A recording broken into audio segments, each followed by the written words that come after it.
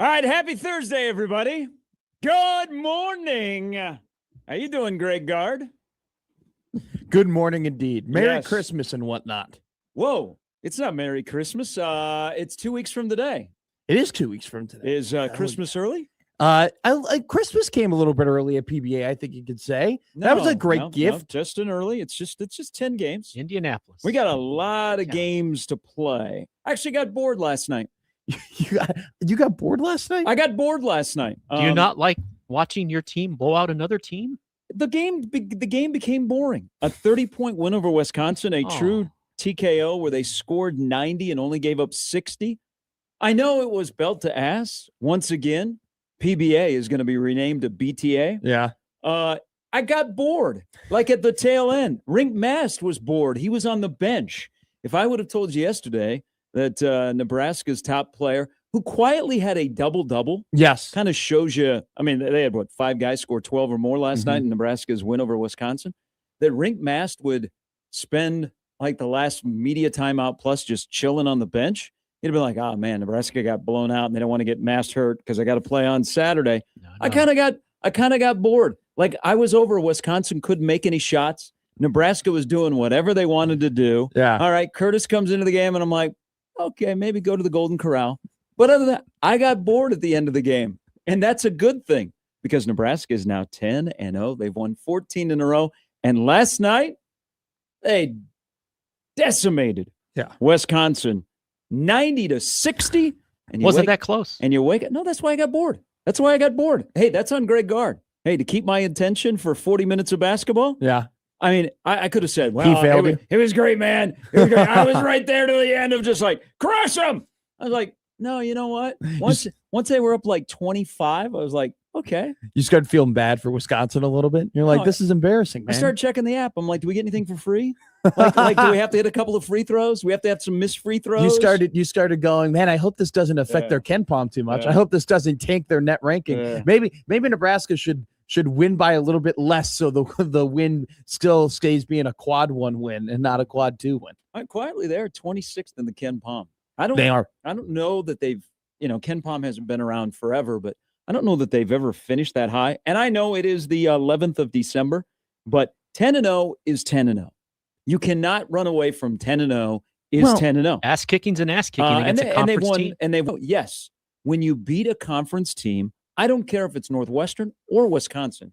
When you beat a team by 30, and in the way that you do it, you can't run away from it. And I know, like with Nebraska basketball, the old adage is with, the exciting whites is, hey, man, they play hard. And it's almost sometimes a backhanded slap. Sure. Of like, okay, you're not really athletically gifted, but man, you play hard. We just like rooting for you guys. You have so much spunk. But here's the thing about this team, and I'm going to get to my man. Yeah.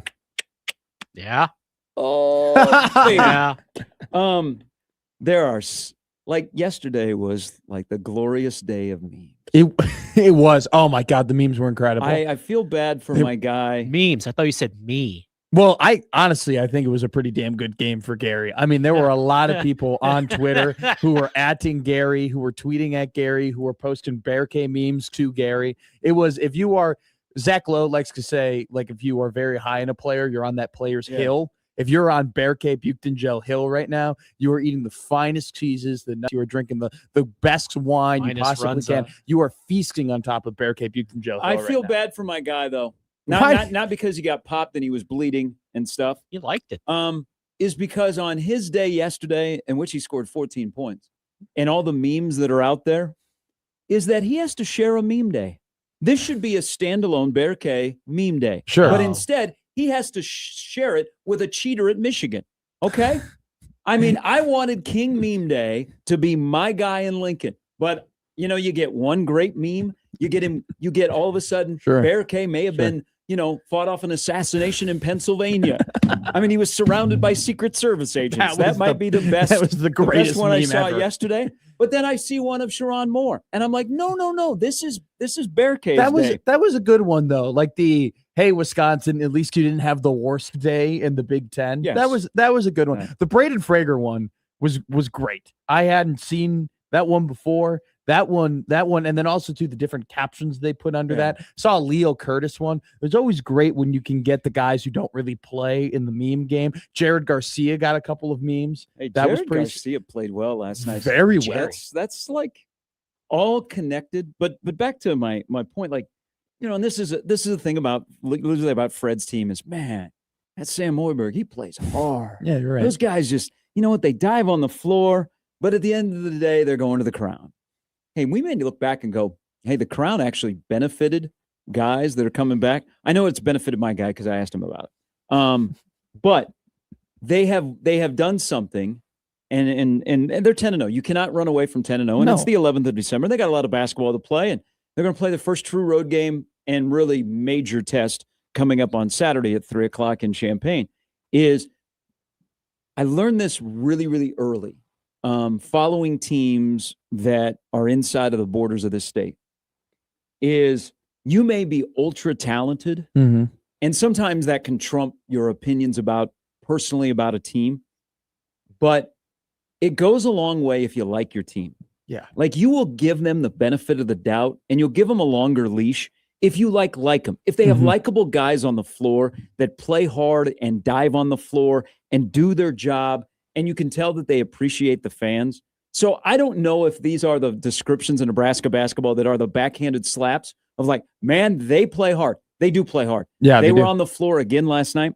But it is a extremely likable team because of the guys that are involved and just the way they play. They don't have any superstars. Rink Mass had a double-double last night, and it kind of went under the radar. Oh, big time. Because they had 5 guys that scored 12 or more. They shared the sugar. They had 19 assists. They turned off the water of Wisconsin. Frager got in the head of Blackwell, and he looked nothing like he had looked like the last couple of weeks. A true team. Were you talking about the baby hook the other day? Oh, God. He had 2 of them. I'm hit 2 of them. Well, here's another sign. So pretty cool, like for me and my age, and when I started following Nebraska basketball was in the 90s. Yeah. We were good in the 90s. But there are still a handful of those guys that live in Nebraska. One guy last night's coaching Central. Shout out Central. Won the I think what they call it, the OPS Jamboree. Central beat Benson over at Buena Vista before the champ. Bud Crawford was in the house. Oh, hell yeah! Yeah, there was a friend of mine was there at the game, and he sent me a picture. He goes, "Hey, look who's sitting in front of me." I'm like, Bud Crawford. He's been around. Bud's been around Omaha, but he has his whole life. Well, I mean recently, because I've seen him forget now a couple of times since the Canelo fight and everything. But there are quite a few former 90s Huskers that live in Lincoln, and they go to the game, and they're treated like royalty. You know that this is a likable team that when those guys respond, and they either on social media or you see them in person, and they go, man, Fred's not only got a team, I kind of like this team. And they're 10-0 with the showman. The showman? The Turkish showman. That's a good one. I like the Turkish nightmare. Okay, it's pretty good. Okay, but he's always going to be the Turkish But nightmare. the showman is a good one. He kind of, if you put a top hat on him, he might, and shave the mustache, he might look a little bit like Hugh Jackman. I think that's a pretty solid one. I'm all about Frager bombs. Order me around to Frager bombs, baby. He had, by the way, I was just, when that, in the second half, at the end of the second half, when he hit that other step back 3, I think it made it 87 points or whatever. I just started laughing. I was just like, this is good. This is just, everything's going in. They're just killing it. It was a bludgeoning. I think so. To your point too, right? Being likable goes a long way. This state, from what I've learned being around here, they love coaching. They just the state of Nebraska loves good coaching. And they are just well coached, period. Jimmy said it, they're a team. They play defense really well. They communicate, they rotate, they do all the things they need to do. And then on offense, the ball's not sticky. They're doing they know their sets. They know what they have to do. And then on top of that, they have, I think you and I were very concerned heading into this season of all right, shot clock is really low. Who do you give the ball to? Rink has turned into that guy. There were multiple times yesterday where 7 seconds left on the shot clock. They just found him in the post and they let him go. This team has found all of the answers to some of the issues that you thought they might have. And on top of that, they're just performing at a higher level than we thought they could.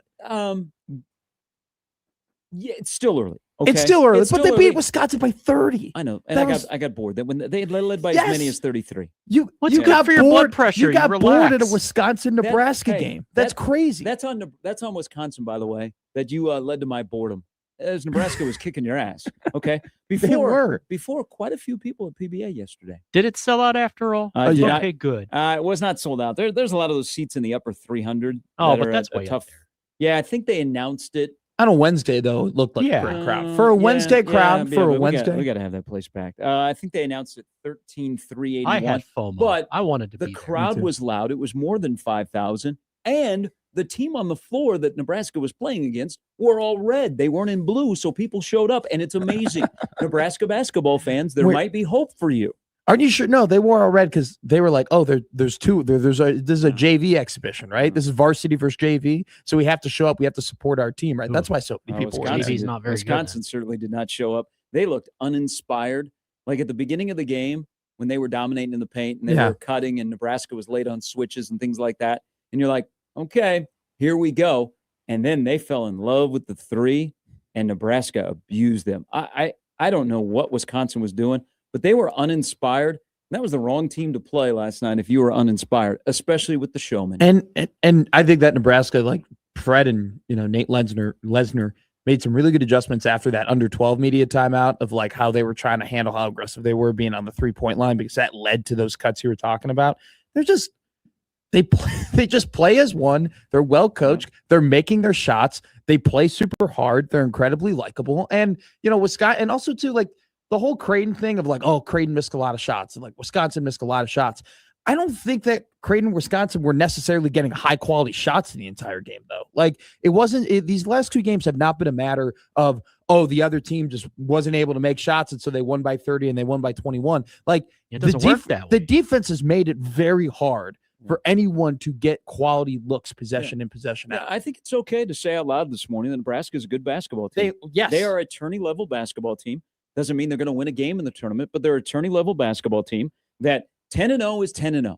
You cannot run away from 10-0. And whether you go, well, you know what? Hey, New Mexico is all of a sudden playing really well. You're 10-0 to begin the year. You would have a hiccup along the way. You are 10-0. You don't apologize for winning. Yeah, and who knows? And nobody's going to apologize for that last God, night because that might be exactly who Nebraska is when you don't come to play against them. Now, they're going to face a team on Saturday that 1 through 5 has more athleticism and probably talent than Nebraska. Yeah. But if Illinois doesn't come to play, Nebraska, Fred's been able to chip in of these guys come to play every single night. Now, USC Upstate was kind of like, but for the most part, when it's go time and they turn the lights on, Nebraska has shown up, especially my funny guy. We also how also he's doing today. Do you think it was uncomfortable for him to sleep last night with stitches? A little sore. I think he's sleeping fine right now. I think he is getting a nice pack of Z's right now, just really soaking it in. He seemed to enjoy that blood. He did. By the way, I was watching hockey. I don't know who enjoyed that blood more, Bear K or the fans. He has become the ultimate showman. He has. And I don't want to take any credit for people being turned on to him and embracing him because prior to last night, he was 2 for his last 20 from 3-point range. I think you totally can, by the way. I think you are totally trying to change the narrative. I think you are totally on the Turkish nightmare. I think you're totally allowed to. Like a lot of people were like me who watched him play a full season last year and were very just off to the side about, look, he's really not all that good. Like, yes, I get it. He's very tall and he's very long and he can move very well. But you know what? It doesn't seem like he has the best basketball IQ and he can't stretch the floor. So he's not going to end up being a good basketball player. And you are the only one who got on a microphone and was like, you guys don't see it. I see it. You guys don't see it. I see it. You called him my guy. Isn't cool to call him your guy. You could totally take credit. I looked for you in the tunnel when he ran off. I was like, is Gary there were so many people tweeting at you yesterday about him. You could totally be like, there's plenty of room on the train. I feel like it would be insubordinate of me to not join the train. Well, he has not played. And by the way, so like I talked about him having a low IQ last year, man, he made some cuts yesterday where it was high IQ plays of like guys crashing into the hoop. Hey, there's a soft spot here in the paint. Let me go to it. And like the foul that he got when I think it was J-Law, he wrapped around, he passed it to him and he went up for the layup, got fouled. And then the when they were going the other way in the second half, where he just was like, "Oh, nobody's covering me. Let me like walk." He didn't sprint to the cut, kind of like jogged to the cut very sneakily, got the and dunked it. Like that's long hair. That's high. Oh, if he had long hair. Oh, yeah. If he had long hair, that'd be awesome. I don't think he can grow long hair. He maybe have a mullet. If he had a mullet, that could work. and he looked like a soccer player a little bit, like that would be, dude, that'd be awesome. I just want him to play like he's 6'10" and he knows his role. So I did get a little upset. So he leaves the floor, and he is a showman. Like he now has fully embraced that fans have embraced him, at least for a night. Yeah, because there'll be a night where he will just shoot bricks, and people will be like, But there's also he did something that I can tell his growth. And this is a very mature team, and it's older. Mm-hmm. And they've been hanging and banging since May. And like guys that are in the program are like, man, we clicked right away. This feels like a Fred team that's connected like the last couple of years. It might have been the second possession. He got the ball at the top of the key and he thought about shooting a three in the arena. People are like, yeah. And he passed the ball. But here's what I would say. And he's also become very funny. I paused my watching the 30 for 30 Stuart Scott this morning to watch Berkey's post game. Okay, because he was at the podium. That's okay. Happy tears. He's funny. Yeah, he is funny. He's unintentionally funny. Yeah. Because he tries to explain some things, and he's still trying to learn the language and stuff, and explaining things. Sure. So he's funny. But here's what I'm going to say. He failed Fred last year, and Fred failed him.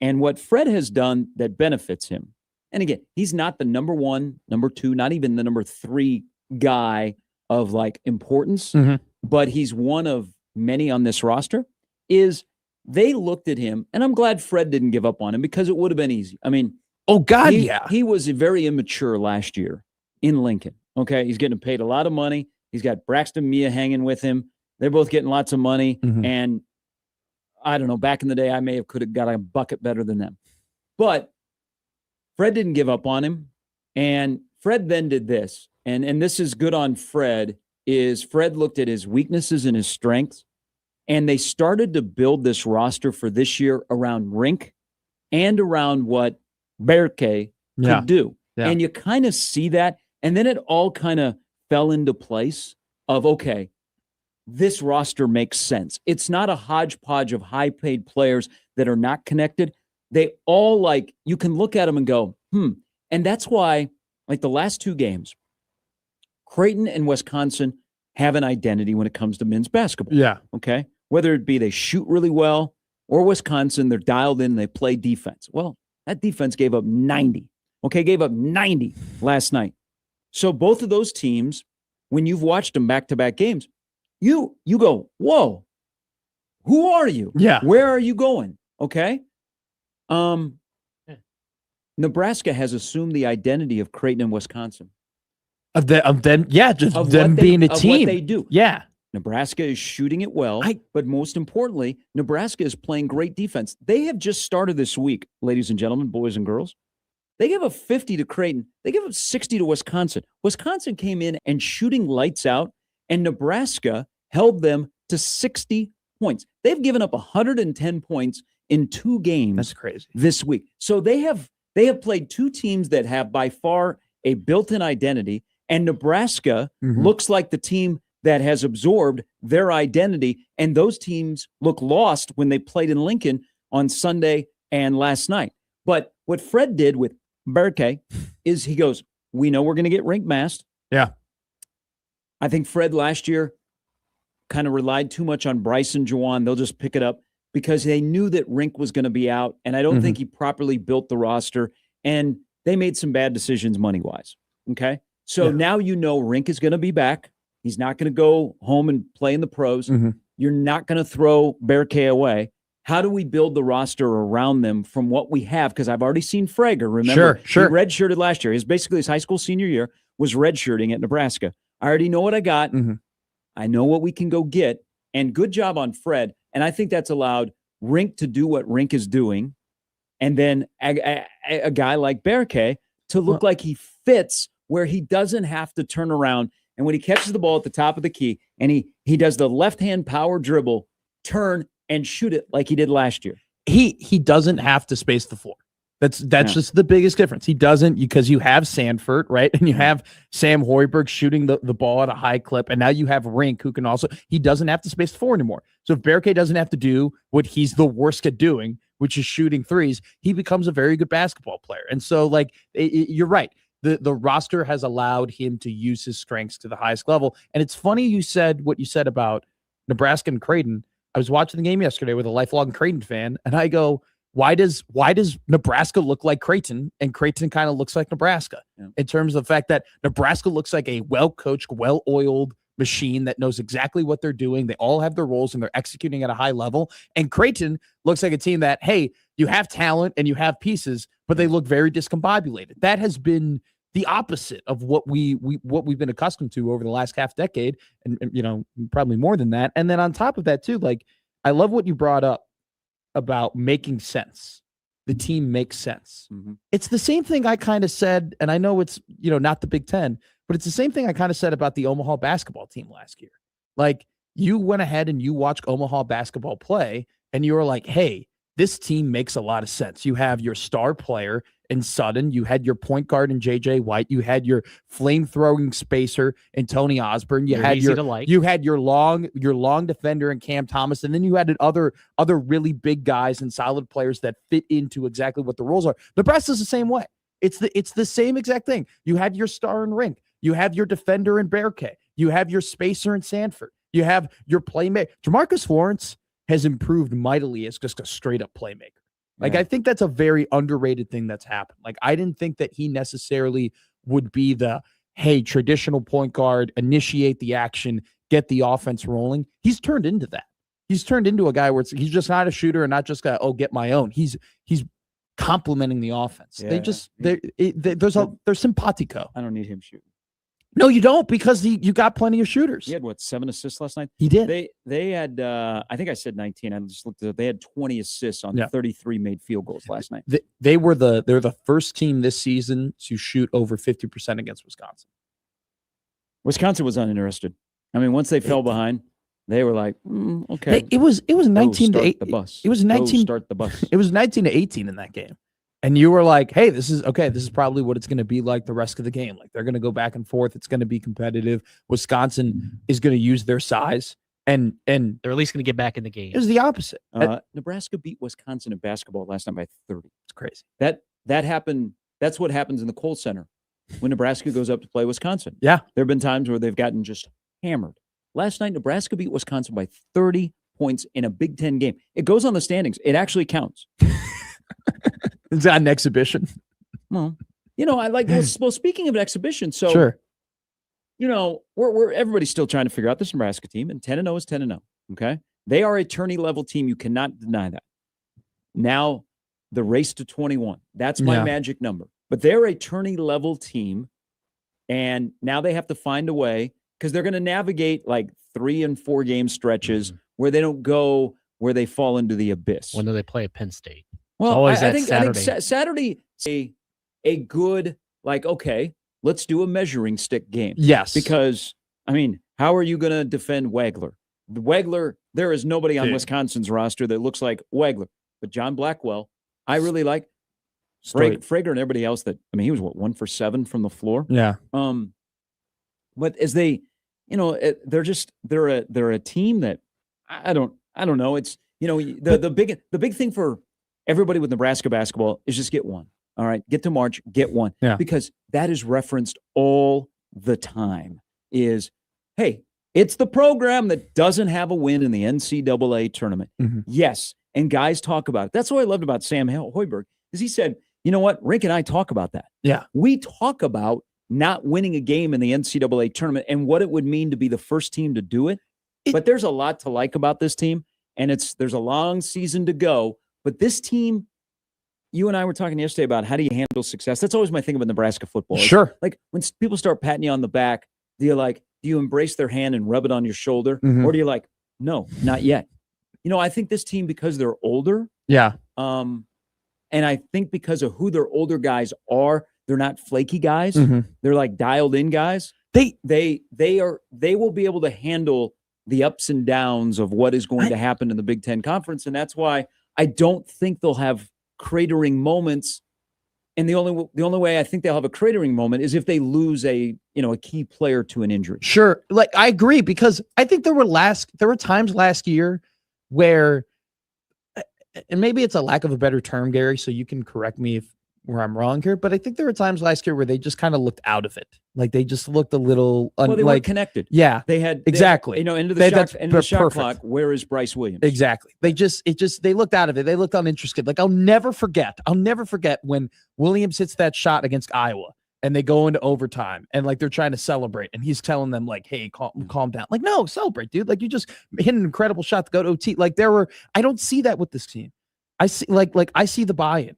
I see the passion. I see the energy. I see it's hard for me to think that there will be a time in February where they're going to look checked out, where they're going to look like they're not fighting for a win. And I think their defense is good enough where I think it's easy to look, and by the way, like, probably more accurate to look at this team and say at some point they might go on a 3-game losing streak, or at some point they might like hit a rough patch. Their next 4 games in the conference are difficult. But I think that their defense has been playing at such a high level where if they continue to play at that level, it's hard for me to see them, with how much shooting they have, like going on a tough stretch like that. They play defense like they have a huge amount of respect for Fred Hoiberg and Nate Lesman. Yes. Because they made, I don't know what Fred said in the postgame about defense after the second media timeout, but it's not like all of a sudden they changed. What they did is they got back to following the game plan. Yeah. Wisconsin had a great game plan at the beginning, is they were going to dominate in the paint and they were going to spread you out, and then they were going to have cutters, and they were going to rely on Nebraska being poor in communication, which they were. And all of a sudden you were getting layups and you're like, going to be a long night. Well, at the end of the day, what did Nebraska end up with? Nebraska ended up with 44 points in the paint. Wisconsin ended up with, what did they end up? They ended up with 24, but it seemed like all of their points early in the game were in the paint. Yeah. All Nebraska did is they just reminded them, we got a great game plan. Follow the game plan like they did against Creighton. They followed the scout to a T, and on defense, they also got the active hands. They should have a giveaway at PBA of the what do they call it? The clappers? No, what are the hands? What do you mean? There's a phrase for the hands. People can see me on TV. There's a hand. The clappers. That's what Nebraska basketball is, with a hand. So it's a good observation because in the post game on the Big Ten Network, which by the way, they got to get their white balance better on the Big Ten Network. I was watching. So it wasn't just my team. Yeah. Okay. Oh, really? No. Yeah. What was wrong with it? It was just a little it was a weird tint. Like the whole game? Yeah, the whole game. Like it was a little. I don't like the lighting. I thought that was the it was because here's the thing. Lighting in PBA is different this year because they have that, where they just illuminate the floor. Yeah. Yes. Yeah. So the video board is sweet. So I had TNT because I had hockey on one TV and I had the basketball game on the other TV. And when I first turned on the Big Ten, I was like, oh, this is a little darker. And then you put them side by side and TNT's resolution is so much brighter and so much better. And you're like, okay, it's not just me like this. So they got to fix the color out. Fred said basically what you said. Like, he was just like, when we came out of that timeout, like, we didn't say anything other than, hey, we have to have better on ball pressure. Okay. And he said, we had to be better with our hands. When we're using our hands is when we're playing our best defense, is what he said. So it's just, they're bought in on defense. It's good life advice. Use your hands when necessary. Except for Sharon Moore. Yeah. By the way, don't feel sorry for you, pal. No, God, no, not at all. It's a do or don't. I feel sorry for the person that's in the lockup, that's in the cell with him. But they are really good on defense. They're bought in on defense, and they make sense offensively. There were points last year where they didn't really make sense offensively. They make a ton of sense this year offensively. All right, coming up on the show, Steve Sipple is going to stop by, coming up at 9:05. He's got a thought or two. He is all in on basketball, so it's that time of the year. Sip's giving up on football. He's straight to basketball. Kind of. He'll join us at 9:05. Brian Edwards stops by with picks for the weekend.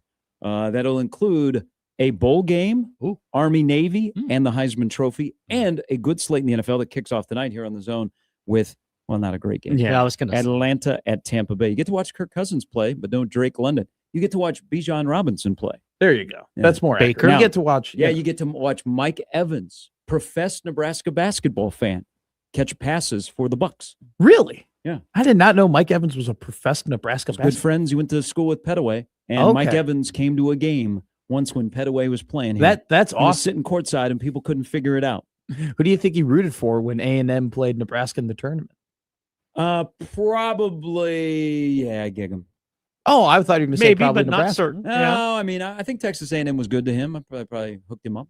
Probably. Yeah, I think anybody that hooks you up, you should be kind to. He probably was given a little bit of NIL money before being given NIL money. What? No, That's never. Never. Just means more in the SEC. All right, 41 past the hour. You have lineups brought to you by the Rooferys. John Higgins, weather guard, could have used Higgy last night in Lincoln. Woo! Until that game became a blowout. It was tough. I thought it was going to be a rough night for officiating that was going to determine it because high knees was on display. It was first about 12, 13 minutes last night. Can't take your eyes off them. Isn't it great when Nebraska basketball just plays so well where the refereeing just doesn't matter? That's a new one. Looked like it was going to matter. It did. Referees always matter. They do. Yes. All right, we're off and running. Gary and Matt on 1620 The Zone.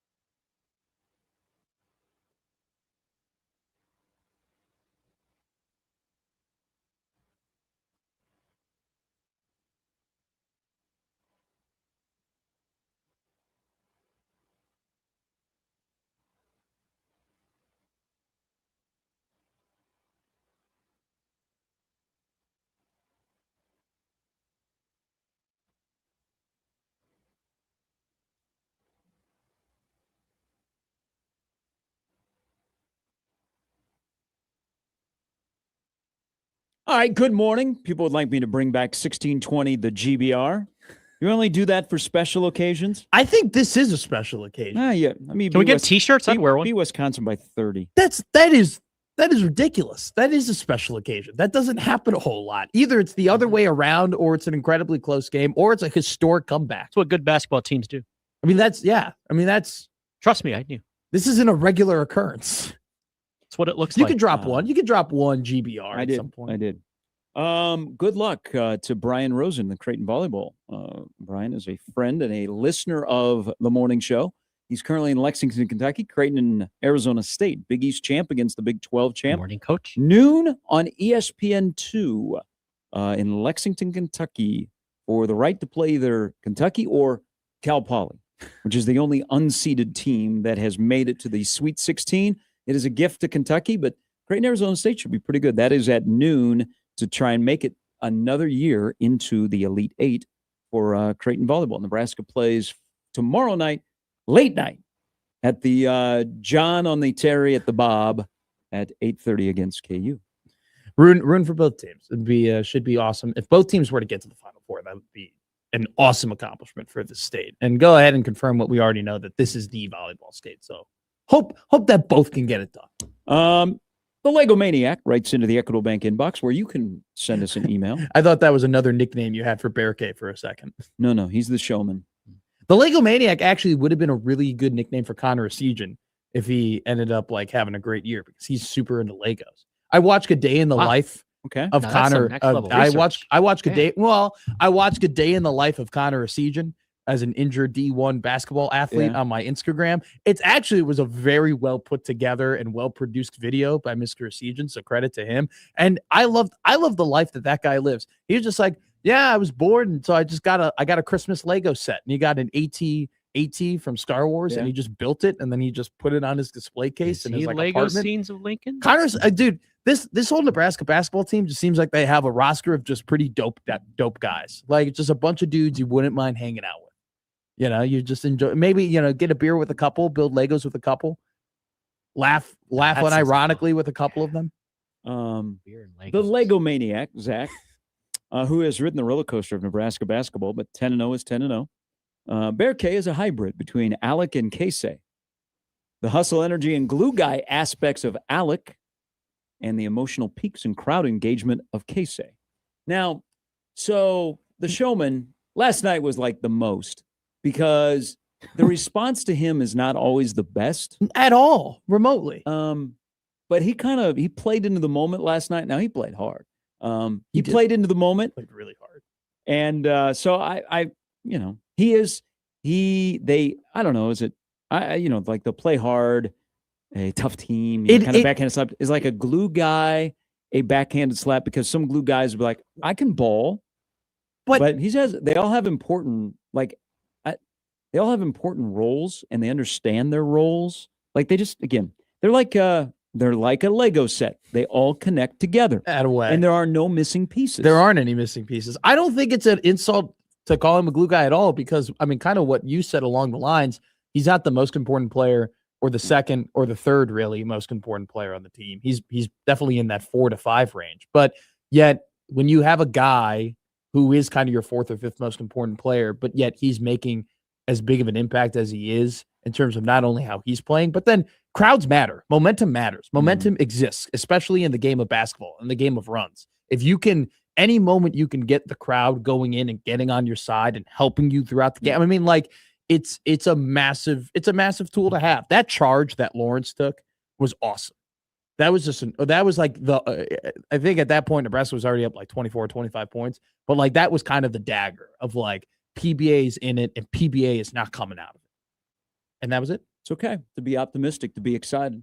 Long season. How can you not be? How can you? There's people who are like, I don't want to get burned. You know what? Have a commitment ceremony, okay? Pull a hat out, say, I'm all in on Hoiberg. I know that I'm going to get kicked a couple of times, but they're a tournament level team, and it's okay to be optimistic and excited and say it out loud, because sometimes you're like, no, they're a tournament level team that plays in a very difficult conference that, Ken Pomeroy likes Nebraska this morning and has them at 26. He also has them going 1-4 to begin the Big Ten. So that means they would lose their next 4. But he has upped their season win total.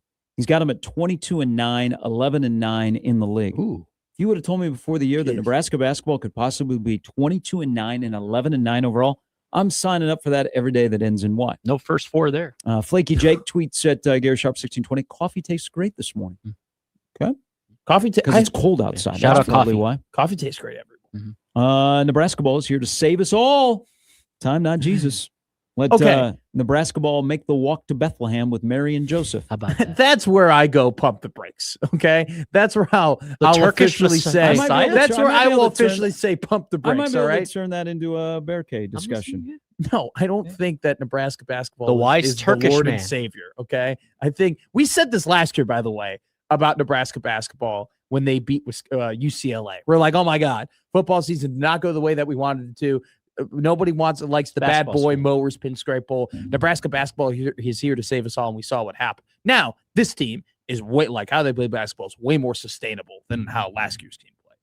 This year's team actually, like I don't think it's a flip of the coin will be bad Nebraska or good Nebraska. I think it's probably closer to like a dice, and 4 of them are good Nebraska, and 2 of them are bad Nebraska. Now Iowa JD asks, he goes, "What is Ken have Iowa doing? Iowa State tonight? Yeah. Ooh.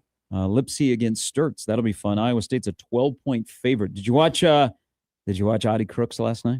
I heard she was good. I Iowa saw State beat Iowa women. I She saw the scored game. 30. I saw they were winning by what they like tuned in like 10 points in the fourth quarter. She only scored 30? Man, I feel like she scores 50. I was watching a lot of awesome. Blackhawk hockey yesterday. I apologize. Good. Bedard got his 19th yesterday. Dude, you should have seen the jersey matchup they had. Yes. It was red on blue. It's exactly what you wanted for Yeah. Creighton, Nebraska. They had it for Hawks Rangers. Well, the NHL has promoted like dark on dark.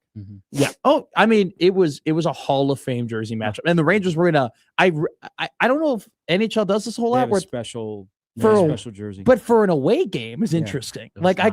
I kind of like the special jerseys for away games because typically you only see them for home games. Yeah. I like it's a good win by your team with Spencer Yes, Knight. because Spencer the Knight just discovered hockey last night. Blackhawks did not play very well. no, not the West Coast trip was a disaster. Ken has them going 21-10. He has Iowa going 21-10, 11-9 in the Wow. Big Ten. That probably make them a tournament team too. Bubblish. Well, the SEC is down this year. The SEC hasn't been good in quad one games. Mhm. The Big Ten could rattle off 12 teams into the tournament. Thing about this year is it's going to be a grind, but the bottom teams are not good. Like Minnesota, I got out of the car and they were down 3 at halftime. And then I checked the score and they were down 30 to Purdue. And they got boat raced in the second half at Mackey Arena. The bottom of the Big Ten is where you're like going to separate yourself from the middle of the pack, those 11-9 teams. Yeah. Because you beat the bottom teams. Now you're going to have to steal a couple. Sure. And then the coin flip games, like last night was a coin flip game. You have to have a positive record in the coin flip games. But I think to win or to get a bid out of the Big Ten and to stay like 8, 9, 10, or even 7, 8, 9, 10, 11, you got to do work against the bottom teams. When you get to play Penn State and you get to play Rutgers and you get to play Northwestern, you get to play Minnesota, yes. you got to do work in those games. So I saw Penn State play, not a threat. Northwestern, I'm here to tell you, not a threat. Yeah. Not a threat whatsoever. It's going to be a long season, Jimmy. It's going to be a tough one. All right, when we come back, it was an insane 24 hours for one person, and there was something really weird that happened in Lincoln after that game last night that we will discuss a little bit later. Steve Sipple stops by. Also, Brian Edwards on 1620 The Zone.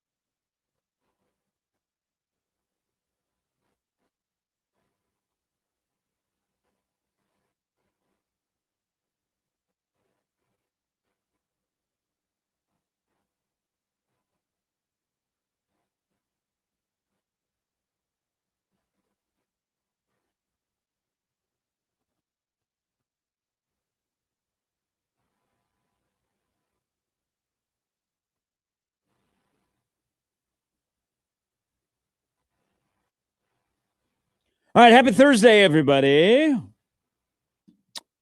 There will be the kickoff to the NFL Week 15 tonight. Atlanta at Tampa Bay. Bucks are just a 4.5-point favorite. Looking ahead to the slate this weekend, Seattle, Indianapolis, and Denver, Green Bay are all in the same slot on CBS. Super Bowl rematch. So we will not get to see the boiler that Phillip Rivers is sporting if he makes his debut against Seattle. I think so. Riley Leonard was a full participant yesterday in practice, so I think he'll be ready to go. Leonard, actually, they asked him about the whole Phillip Rivers situation. I was very impressed with the answer. He's just like a very solid guy. He's just like, yeah, it happens. It's business, whatever. I'm just going to go out there and play. This is a big game for Tampa Bay tonight. Tampa Bay, the story has been, oh, they've been hurt. Oh, they've been hurt. Oh, they've been hurt. I don't care if you're hurt. You can't lose to New Orleans, okay, which they did last week. So they got to steer the ship big time right now because it seemed like they were for sure going to win their division a couple of weeks ago and even be a contender to make the NFC Championship game, and they've just fallen off the map. And the whole Baker Mayfield MVP campaign has fallen completely to the wayside. So that'll be interesting. It is a good slate. And I'm not badgering you. I'm very interested in your game in Kansas City at Los Angeles. Very rare 12 o'clock game. Same, but only for fantasy purposes. Get a lineman back. Your game's going to have 20 below wind chill. Yeah, for the Browns and the Bengals. It's going to be very bad. Bears and the Browns. We have exceeded bear weather. It is a must-win game for the Bears. Bears have to win that game. They lose if the Bears lose that game. Will Compton might be right, and the Bears might not make the playoffs. Because they got to play Packers one more time. They have to play the Lions again, and then now that San Francisco game, I don't know if you saw yesterday, is now Sunday Night Football. Ooh, there we go. So I like that. The schedule got released yesterday. It'll be you look nervous for the first time this season. I don't know, man. It's making me nervous. Well, because now we're like, I'm confident. I'm very confident in how they played against Green Bay, and I'm confident that they're going to beat them in 2 weeks. But like, this is the classic Chicago Bears game where it's like your destiny is ahead of you, and you're so close to getting to the playoffs that this would be the one where they drop and they look absolutely terrible. And now Kyler Gordon is going to be out for the year, which means I'm going to have to watch more Nick McLeod. And Nick McLeod might be the worst quarterback I've ever seen with my own two eyes. So, yes, I am officially nervous. I also don't like primetime games. My team does not do well on primetime games. Embrace it. You're going to play a lot more primetime games with Ben Johnson as your head coach. Especially next year, yeah. I don't want to be you. I don't want to be. Whoa. I don't. This just got deep. No. Well, from like a fan perspective, I don't want to be you where your team is like on prime time in some sort of fashion, playing on every single day of the week, playing on every single holiday, Netflix. Always under the microscope. That's a good thing. No, I don't want to watch it. I don't want the pressure.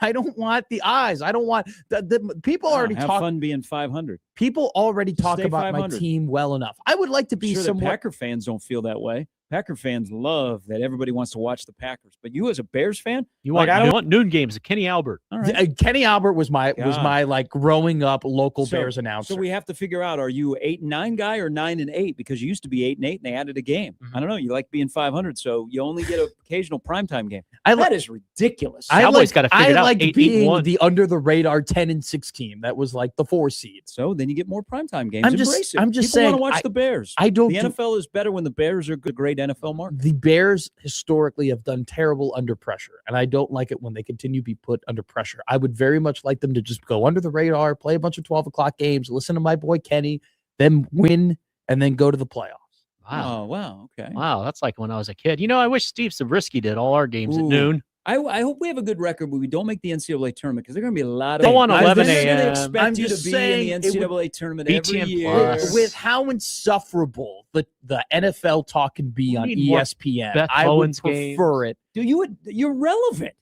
How is that? Not in the best. Any time that we look on this screen during Get Up, we are seeing, can Caleb get it done? Should Bears move off of Caleb? Does Ben Johnson really like Caleb? We got Will Compton saying the Bears aren't going to make the playoffs. Your team and your quarterback more than the number 1 overall pick named Cam Ward. Granted, your guy is in his second year. Just because you don't like I want Pat Summer on John Madden. Just because they talk about my team doesn't mean it's a good thing. Because there's pressure of what if people have a headlight out and they don't see me. I just don't like looking up at I was watching ESPN on Monday, You went for many years where nobody was talking about the Bears, and now they're at least talking about the Bears. I disagree with that because how do you not like that? They were talking about your team. Wait. They were talking. You're in the third largest market in America. They were talking about my Bears because my Bears were terrible, and they were just making fun of my Bears. No, they weren't even talking about that. And now the Bears are good, and they're still making fun of them. And they're still saying bad things, and it frustrates me, and it makes me mad. And I want them not to talk about them at all. You just want them not to. I'm just saying I don't want to be your team where you are always under the microscope. And living with no. I'm talking about the narratives because I live with a Kansas City Chiefs fan, and the amount of crap that you guys have to go through in terms of every week your games are like. Everybody is under the microscope about them. Everybody's got this massive overarching opinion on them. Where the Chiefs just played noon games and. In only specific places in the country, like a little tiny pocket, would you be able to get the game? They were my nap in college for hangovers. It's just the Bears are 9-4. They are very much in tow to win the NFC North. They're very much in tow to potentially make the NFC Championship game. And every time I look up at the screen, they're saying bad things about them. And they're saying Caleb isn't that good of a quarterback, and Caleb's completion percentage is low, and the Bears aren't going to make the playoffs. It's frustrating. If you're not saying anything at all, you've got me low-key rooting for them to do well, and now I'm like, I watched on Monday. I want them to go 9-8 because boy, if they went like 10-7, I'm not saying wins. that. It's just I would. Oh my gosh, people would be putting the Bears on a good slot for the playoffs. I would like the Bears to play like they're over in Europe, and maybe we get the 8:30 playoff game. Saturday night playoff game. No, I just the narrative around my team is so incredibly frustrating, and it pisses me off because on Monday, all I saw on ESPN 37 times was the interception, was the pick. Well, that was a big part. He should have ran, and they ran it over and over and over and over again. They should have run the ball. And then they said that, and they talked about that, and all they talked about was they played a really good game, and they outplayed the Packers in the second half. They didn't talk about any of the positive things about my team. All they talked about was, the Bears made these mistakes, and Caleb wasn't good enough, and this or that or whatever. And when we beat the Eagles, it wasn't, the Bears are good. It was, the Eagles are broken. Huh. I wonder if the Jim Miller. I wonder if the Lions, who all of a sudden are getting some really good spots, are like, oh dang. What are the Viking fans? But they get good spots. Packers are like, oh, man, you know what? I wish we played noon all the time. They get good spots because they were a joke. And now ESPN has felt bad about how their narrative was for years. So they go ahead and be like, oh, my God, Dan Campbell, what a big burly guy. He's a type of dude you could grab a beer with. Burly. He's so nice. He's awesome. The Lions, I believe a couple of years ago, they almost made the Super Bowl. The Lions are America's team. And now the Bears are very much having a similar year to what the Lions were having about 3 years ago. And now we are like, this is nails. Wait, you want to be America's team now? That's the opposite of what I'm saying. I don't know. Like he's like 6'7". I don't know. I mean, it's like a so-so. You're a so-so guy. You're the Bears are back. The Bears lose. The Bears get crapped on. The Bears win. The Bears get crapped on. It's like the Cowboys. You get used to it. That's not the case. They get crapped on so much right now on ESPN. They're getting this week because they lost a key game when you're trying to figure out how good they are. They beat, but they have gotten some love this year. Did you not see the week before? Are you blind? You need to go to my friend at Kugler Vision. Are you blind? Did you not see the week before when their head coach took his shirt off in the locker room and everybody loved the Bears for a week and everybody in Chicago got free wieners because of it? Okay. And they won a big game. Did you not see that? They won in Philadelphia on Black Friday. You sent me text. Did you not see that? People talked all week about them going to Philadelphia and winning on Black Friday. Did you not have power at your house? They beat Thanksgiving. Wait. You did. They beat Philadelphia. They were the 1 seed in the NFC, and I'm showing ESPN in the A block. They had Will Compton and Taylor Luan, who are like the two top guys in podcasting right now, go on their national show and say, hey, the Bears, who are the number 1 seed, who just got their biggest win in about 7 years, they're not going to make the playoffs. And then they took that clip and they posted it everywhere across social media. Network. And then all it took was the NFC North Twitter to go ahead and be like, and start posting the memes and everything like that. Aren't you an independent guy? Don't you? And the what about narrative on and the NFL messaging Network? of the Bears have been, even through all of these wins, it has always been, they're a fraud. They're a fraud. They're winning close games. Their point differential is only +6. That's all it's been this. Better than minus. Wow. All right. So I wonder if Bear fans feel like you do, like you don't want them in good spots on TV. They're winning and they're still not in good spots on TV. The Browns is my main point. Because they build the schedule off what you did the year before. The schedule comes out before you actually play the season. It's really weird. Yeah. Okay. People But didn't you forget. just say they got flexed to a good spot in a great game against the Niners? And this is my PTSD of a fan. What is going on? This here? is my what you're witnessing is Bears PTSD. No, you're like You do realize you're the only one wow. on this show with good football. We're going to have to live vicariously through you this year. I just don't like the messaging around my team. Let's get Joey in here. Let me do the show with Joey. God, Joey will talk sensible about a football team. I can't believe on the Bears. The Bears are not talked about as fondly as they should. I think you started this off by saying I don't want the Bears playing in like great spots. Yes, because I'm so nervous. The Super Bowl's in February. I got things to do. America's going to watch my team, and you know what?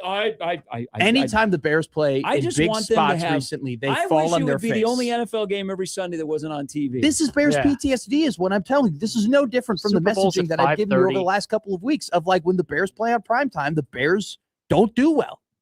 The one night game they played, they blew. I wish the Bears would always play the fog game at Soldier Field so no one could see them play. And then we would just get a report in the paper the next morning. I could pick up the Trib and go, oh, they won. That's They won the championship? How about Also, that? the Sun Times. We weren't a Tribune family. All right. We'll move on from that. I felt good about the Bears until this segment. Yeah, it's great. I like they're them. playing the Niners in a primetime game. That's I like great. Ben Johnson. But apparently to the Bears fan, it's like, that's horrible. It's because the Bears' record on primetime games has been less than desirable over the last So they're couple of always years. going to be that way? It's just nerve-wracking. It's nervous when they're put on that big stage. There are teams that wilt around big stages. Well, then you've got the wrong coach. You got the wrong quarterback. You got the wrong franchise. Maybe that'll move to Wilmette. No, well, if it moved to Wilmette, I'd be a very big fan. Away from the stadium. There was we could probably sell our garage for parking spots if they moved to Wilmette.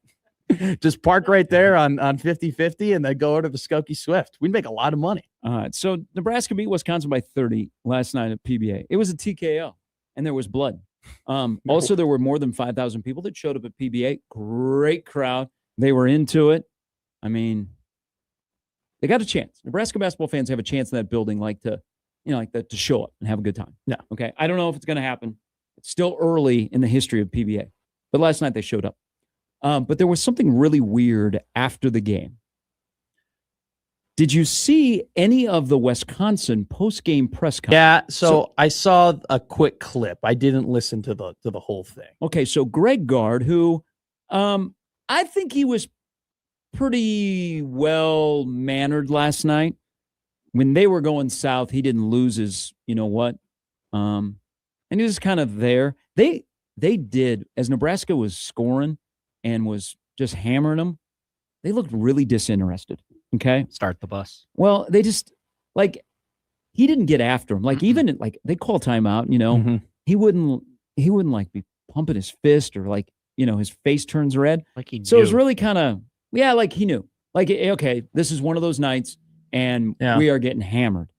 But in the post-game press conference, I'm not going to say that I always watch Wisconsin game press conferences or was there. I was not in the post-game press room. Their sports information director sits on the podium with Gard. And what I was told is he selects who asks questions. And the way it works in Lincoln is Nebraska and Wisconsin are both in the same room, not at the same time, but they're in the same room. Yeah. But you don't have as many visiting media travel anymore. So a good majority of the people that are sitting in there are Nebraska media, but there are there's a couple of Wisconsin writers that travel. Mm-hmm. Really weird look. And the guy who, I don't know his name, but you always see him with football, had to sit next to Gard. And apparently it was like, okay, Jeff from the State Journal, what's your question? It really looked odd. Have you seen that before? Because I haven't, but you're or those situations that I have. Not sitting next to a coach, but off to the side. If you don't have a moderator, if you're not at the NCAA tournament, you'll have, Rob Anderson does a really good job of facilitating. Sure. And you have Mac and you have the players and then questions for the players and then the players are dismissed and then it's just questions for Mac. So yeah, that kind of stuff. I've never seen, I can't imagine Seamus sitting next to Fred on the podium of post-game press conferences. Well, and also too, I don't know if this is usual or yeah, maybe last night was different because in the way they lost. Sure. And Gard was, Guard came in pretty hot. I mean, he crushed his team like in his opening statement. Mm-hmm. It was just a weird look. So also too, like, Seamus and Keith Mann, who Keith does it for the football, right? Like, they're not really selecting on people either. Like, no. they kind of let you go at it. It's a bit of a free for all. Like, you got to be the guy or gal with the loudest. And then they'll tell you, hey, we're wrapping up question. Dude, this sports information guy that was next guard. He's been at Wisconsin for a while. I wish I'm sorry, I don't know his name, but he has been there for a while. I appreciate him trying to do his job to like the highest degree possible. And, he's got a job to do and obviously he's doing it. It was just a little weird, like trying to look at guard and like, see him answering the questions and then seeing him like his eyes just darting around the room, just like looking like he's like Vinny Testaverde at like the line, trying to draw people off sides. Like he's just looking across where the linebackers, who are the safety, just like he was locked in to the point where it was just like, oh, okay. It was weird. It was a weird look. Also too, he had I don't know. I don't want to roast the guy, but he was just, it was just a weird look. It was just different. I've never seen anything like it. When we come back, there was an insane 24 hours that happened in a town that locals refer. You could wake up on Wednesday morning and you're making $5.5 million as a top 10 college football coach in a top 5 job. And you can end the day fired, publicly humiliated, and in jail. That's what happened with Sharon Moore yesterday. And I don't feel sorry for the guy. Neither do I. Even when it looked like it was getting dark and you heard, man, this guy, is he going to be okay to himself? I don't feel sorry for you. And I think Michigan caught a break yesterday. We'll get into that when we come back. A little bit later, Steve Sipple stops by. Brian Edwards as well on 1620 The Zone.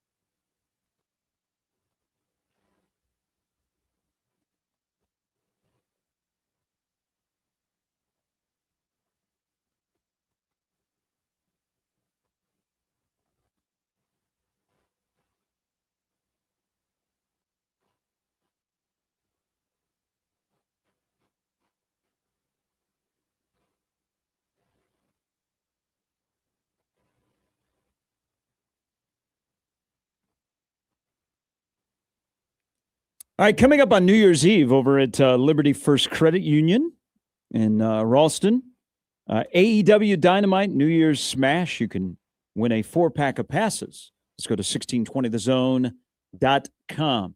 All right, couple of responses here. So the young man's name, he's now in his 13th year at Wisconsin, is A.J. Harrison. He is the sports information guy for Wisconsin men's basketball. So he is the person that was next to Greg Gard in the post-game press conference. Joey says thought he was a Make-A-Wish kid. No, he actually is a full-time guy. Just very, very awkward. That is not normally how that is handled, but it's ID, so. Hey, no, so sometimes So that bad. room where they have Nebraska basketball postgame is kind of small. It is And, small. You know, when you have a beatdown, whether it be the home team or the visiting team, it can get uncomfortable because you don't know what the coach is going to have teed up. Like Mick Cronin last year. So that was a little bit uncomfortable. And there was no like UCLA media there to ask questions. Mhm. And everybody just kind of let Mick Cronin go. Yeah. Yesterday, like Greg Gard, his opening statement, he torched his team, and rightfully so. I mean, they're going to be by 30. They're going to be by 30 in Lincoln. But then after that, it just got very, very awkward. And Bill, for AJ, if AJ does that all the time, I'm going to have to watch their next road press conference. Yeah. Because maybe at home, I don't know, maybe he did it because they don't know the media in that room. Okay. But still, it's a weird look, especially when you get beat by 30 and you have a head coach that goes from 0 to 60 in seconds in Greg Gard. But I don't know like how that would affect like him picking the questions would necessarily affect like how the press conference would go unless he had a scouting report. Well, I don't know. Everybody. I don't know if they do like local media go first. So the Wisconsin media ask questions first, and then it's open to Nebraska media. But that's that happens at other places. Yeah, but that's kind of like at least the ones that because I've been in that press conference room for away coaches and whatnot. Sometimes it's like the unwritten rule if you let the local reporters who've traveled in for the game, like you let them go first, and then the other media can go. Yeah, it's kind of like when Ross Sternstrom was working at Channel 6. He was like the Helen Thomas of Nebraska media, and he'd always get the first question. Yes. And Ed Littler would get like the third question. The first question is, I don't know if it's a big deal now, but I remember when I first started, I had to be careful of like when I asked my question. I didn't want to like overstep my boundaries. And like, you know, the young reporter from KLIN is asking like the third question of the press. Who the hell is that guy? I would just ask the 13th question, and then Mickey Joseph would laugh at me. A couple of things came to mind yesterday on the Sharon Moore. Again, I don't feel sorry for him. You're in a dark place and you're crashing out. And when you get squeezed, we see what comes out. And also, while you were fired for having an illicit affair, there's a lot of people that don't like you because this had been known and people had openly talked about it. And then we find out, and Grant, we don't follow Michigan around here. Yeah. Is that people were tweeting that this is going to happen like 6 days ago. So I don't feel sorry for you. I feel sorry for that family. And I wonder how your wife feels about that newborn. It's the ultimate crash out. And you know what? I'm glad you're in jail. Okay. People might be like, oh man, mental health. You know what? Don't feel sorry for you at all. But I can think of two things. One, we have a very active message board community that covers Nebraska. Yeah. And there's a lot of and there's a lot of our listeners, a lot of people I know that are on the message boards, and they're good contributors. They drive conversation. They have good conversation. So to me, there is a huge benefit of message boards. Sure. I'm not a message board person. I don't post on message board all the time. I don't have as much time to go and look, but I do like the conversations. Red Sea Scrolls, I do like some of the conversations when I will have time and get on there. So there is benefit, in my opinion, to message boards. Now, not all the time, because sometimes they get unhinged. Yeah. Stuff there. Yeah. Then that's when it got to go situation. But here's what I think about when I look at a situation like Sharon. Shock anybody, this happens in college football. I mean, when you have something like this, you're supposed to go, oh my God. I'm not shocked. No. I'm not shocked. Because bad gas travels fast. Okay? Bad gas travels fast. I like that. And conversations today about this, please pay attention, you and I, everybody else, to to thoughtful bandwidth. Not people that go, well, have you seen her? Yeah. You know what? Agreed. I don't care. Have you seen Sharon Moore's family? Okay. That's now going to have to go through this. But there's a great quote when you hear an illicit affair. Nick, fantastic quote about this. I saw that. This is from, I believe this is a book about Alabama football, like behind the scenes. At this point, Saban paused and shuffled on his feet. The color had risen in his face. His players had no idea what to expect next. Quote, this is a quote from Saban. Ultimately, you never want to sleep with anybody who has less to lose than you do. So ultimately, if I'm ever going to sleep around on Miss Terry, I'm going to be with Hillary effing Rodham Clinton. Wow. That is a quote from Saban that I have seen a few other times when PR disasters like this happen. Mm-hmm. But he is absolutely true. And you can say, why is it so hard with men that are in power that struggle with women that they are not in a relationship with or maybe married to, and then they're in a relationship with somebody else? It's undefeated, brother. It's undefeated. It is undefeated. And I asked this, maybe the size of the job at Michigan, not the person, but are you shocked? Are you shocked that this happened in college football?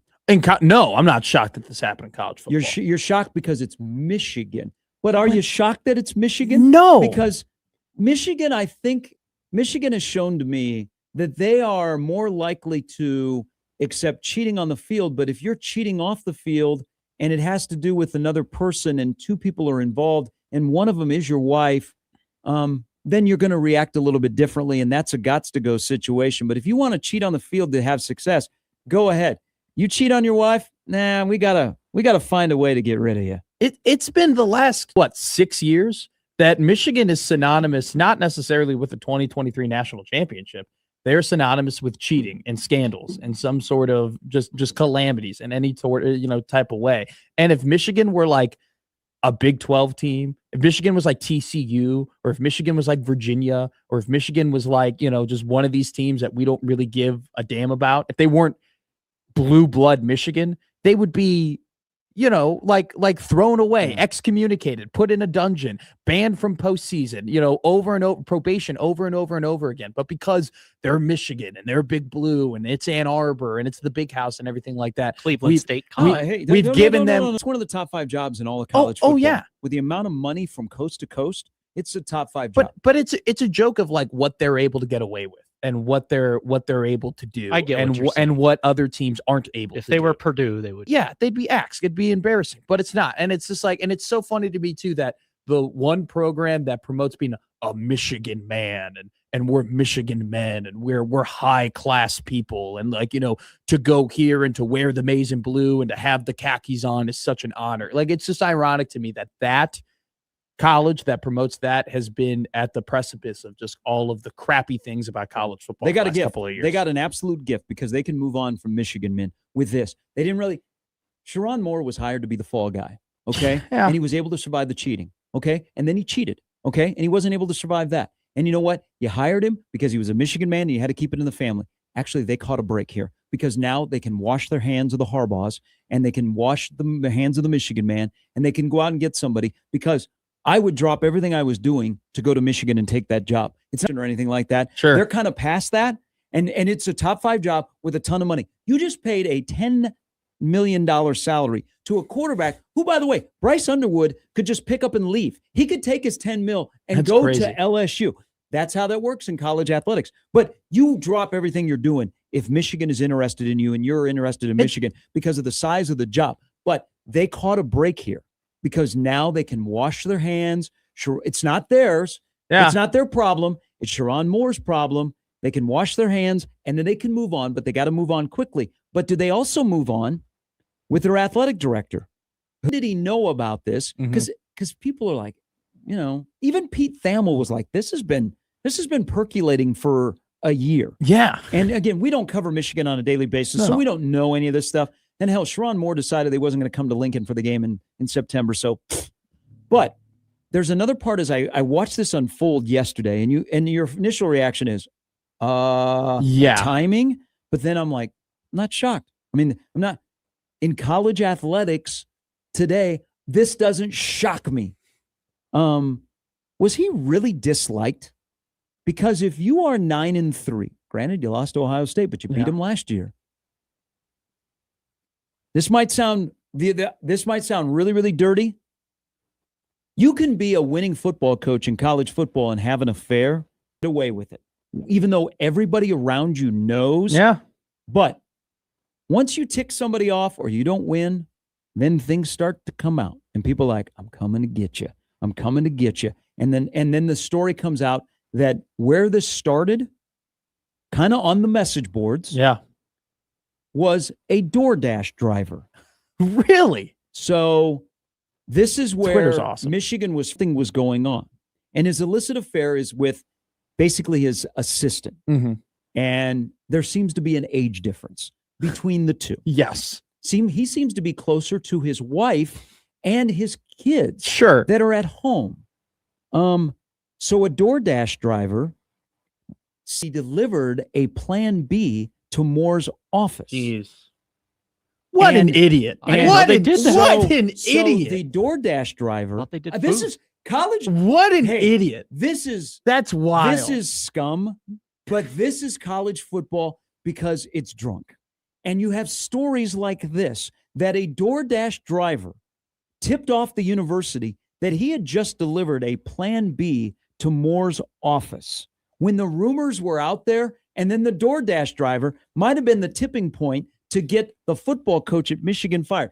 This is like so peak college football news cycle, what goes on, that it never ends. And once you think that the coaching carousel is done, and you know what, hey, the Notre Dame thing was good for a day. Hey, let's gear up for the Heisman this weekend. And of course, the Army, Navy, and then we got the playoff. Nope. We have one of the top 5 jobs in college football is now open, and it might be because of a DoorDash driver. What a dumbass. I'm sorry.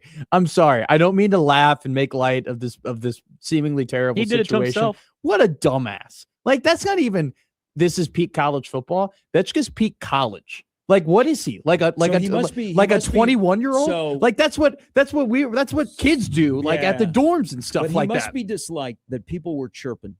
Okay? Well, they that could not like, okay, we know this is going on, because Pete Thamel now went a step further. He said people are uneasy around him because he'd been like really, really odd like the last couple of weeks.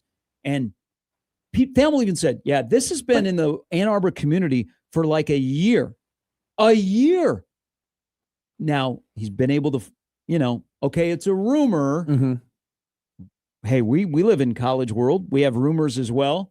But when somebody doesn't like you, then they order the code red. I think you're spot on in terms of, if you know the business, you know that there are plenty of coaches and at least in the past that have won a lot of football games, despite the fact that things going on in their extramarital life were necessarily not not on par of what the university wants. And I think you're right in connecting the dots, and the fact that, to Sharon Moore's credit, to his credit, I couldn't close my eyes and see him lifting a national championship. Like, I could not envision Michigan winning a national championship with Sharon Moore. But to his credit, they won enough games. They beat Ohio State and they beat Alabama at the end of the year for him to keep his job. And they won enough games this year for him to keep his job. And so I think you're right in the fact that Michigan's probably looking around being like, we cannot fire this guy, especially because he's won enough games. And then even, there would be a lot of backlash. Let's be honest here. There'd be a lot of backlash because of, the racial undertones that would be taken of firing, Sharon Moore, after, the amount of games that he's won and keeping Michigan within the national picture. There would be major backlash if they were to do it. And so they knew they couldn't do it. And this, essentially, if you want to look at it as hey, this was their out, I guess it was their out. But at the same way, Sharon Moore was a dummy enough and just a POS enough to give them this out and to do this to his family and to do this to the program. So that's just undefeated, man. If that's true, though, that he DoorDashed that to his office, man, just like, I could be an advisor to you. I could tell you the bunch of different ways for you to go and acquire that if you need to acquire that. You thought the best idea was to DoorDash that to your place? That's just stupid. Well, I'm imagining that's just stupid. She is, and everybody knows her name now. I mean, she immediately got doxxed. Oh, so it tells me that people around the program knew this was going on easily, and this was the tipping point from a DoorDash driver. Is again, if I'm Michigan, and Ward Manual needs to be talked about, and maybe Michigan football is just too big, and this is an opportunity to bring it back down. But the AD, who this is very settling to Michigan fans, in his lifetime as an AD has hired Turner Gill, Bob Diaco, and Sharon Moore as his 3 head coaches that he's hired, because he used to be at KU. Yeah. That makes you feel real good about hiring somebody for a top 5 job. Is you go, we can finally rid ourselves of Jim Harbaugh. It was worth it to win a national title. Oh, easy. I know I'm probably ethically I'm crushing things, and it's worth it. They're talking the first part. This is different. But you got your title. Yeah. And you're not going on NCAA probation. You're past that, and you got rid of a Harbaugh man, and now you can move on. You can reset. And get somebody different that will come to take that job, and that job is still Michigan. It's just you removed a part, and you're going to remove other people, and there will be probably more fallout of you will go, okay, you knew, you didn't say anything, you didn't speak up, or you did speak up when in the last 24 hours when they reopened this investigation. Mm-hmm. So I think if Michigan on one side, you're like, oh man, this is bad for us because I got my chancellor saying we're a university of high morality, and I got a football program that's like, hey, we're a football program that has a bunch of people arrested and being charged by the NCAA with Jim Harbaugh here. But now we can start over, and we know we're going to get a good candidate. Now the timing, will you get the right candidate? So because if you don't, you're going to probably be set back a few years. I know the answer to this question already, but I think it's just I feel like I have to ask it just because I think that some people would be curious about it. Like, you don't think at all that what's gone on in Michigan in terms of the optics and everything within that program under Ward Manual's like leadership, you don't think that kind of like scares any sort of candidate off? It's Michigan. Yeah. It's the big house. Yeah. It is all that money. You paid a quarterback $10 million. You have boosters that will step up because they want to win so bad. They want to beat a team in Columbus, and they want to win a national championship.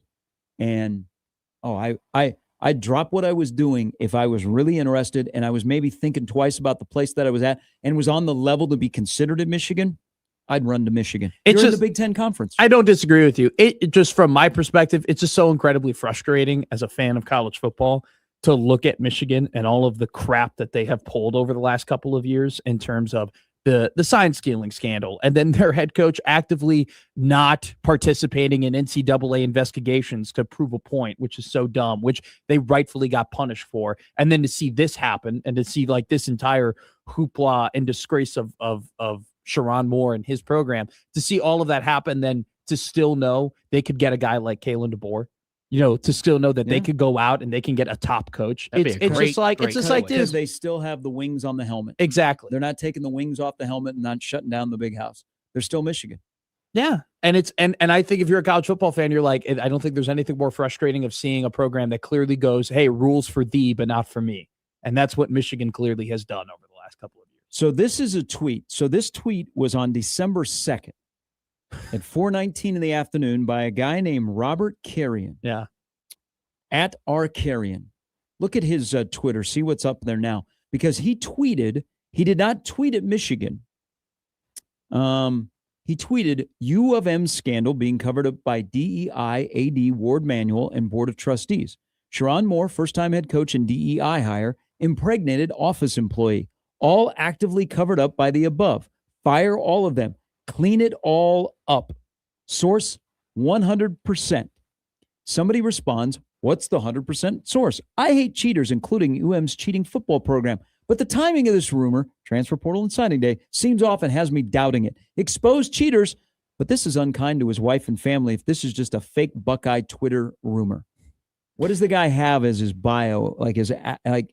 Does it? Is American Farmer Go Blue is his bio. And then are you talking about his top tweet right now? So what's his last tweet?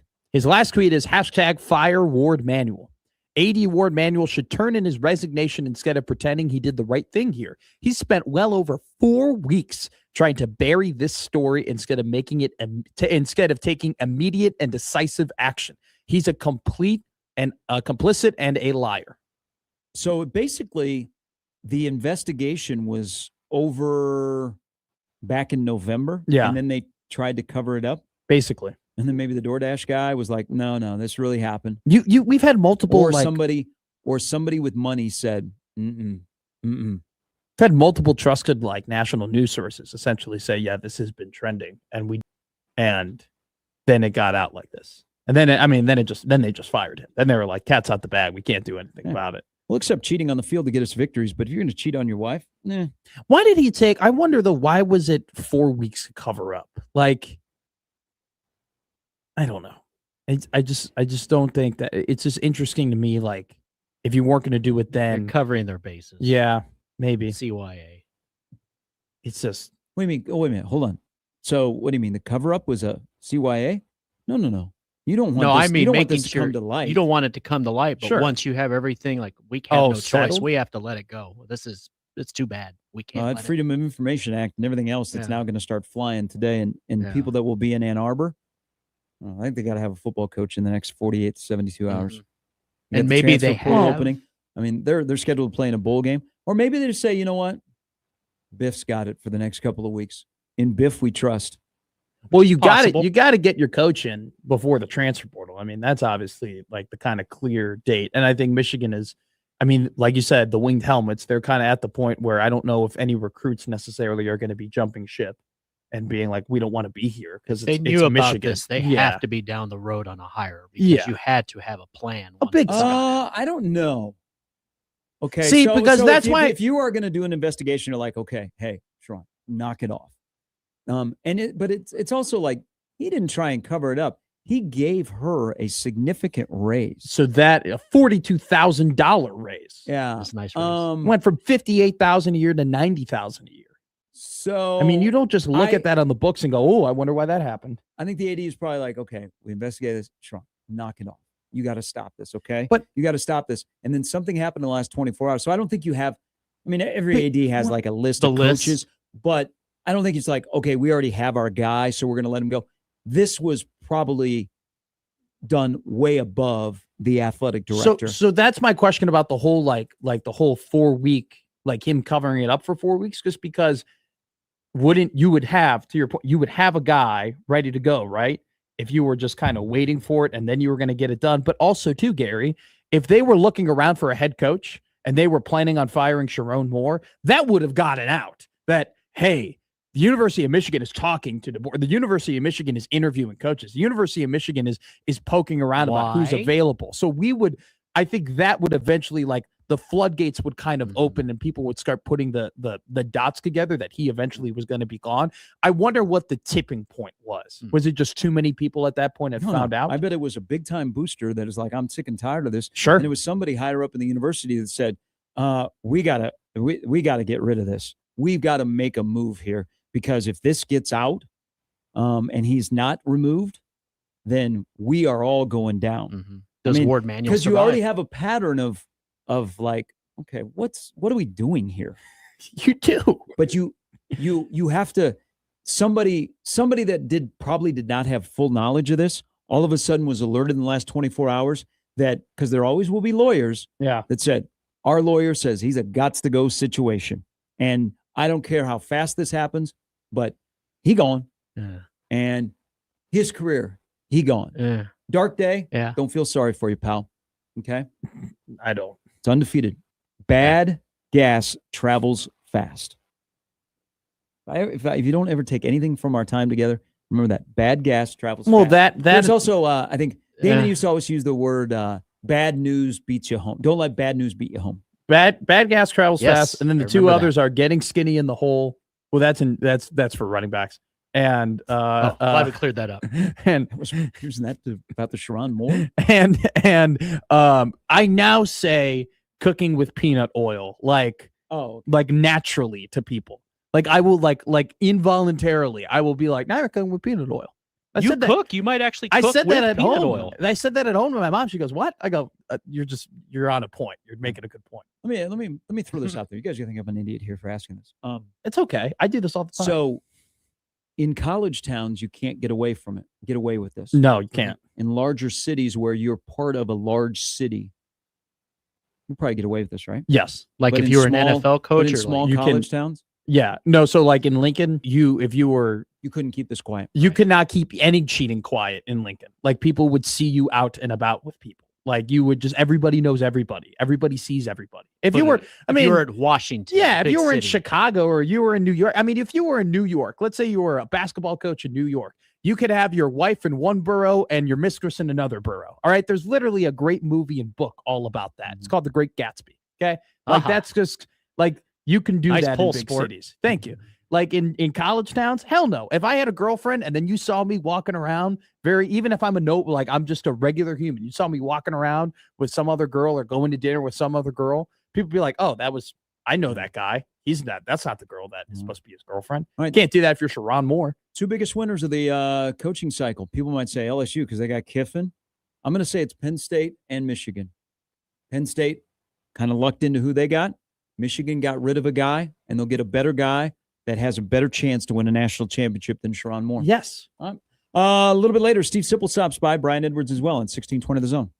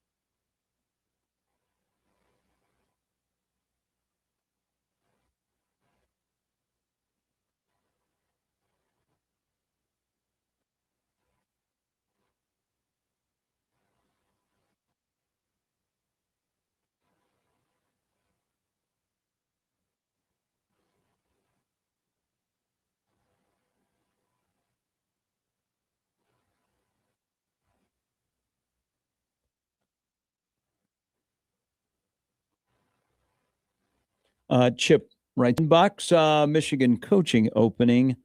So I hope the first candidate turns him down so everyone can ask Michigan's what's plan B. More likely to be an insider and break a mega story.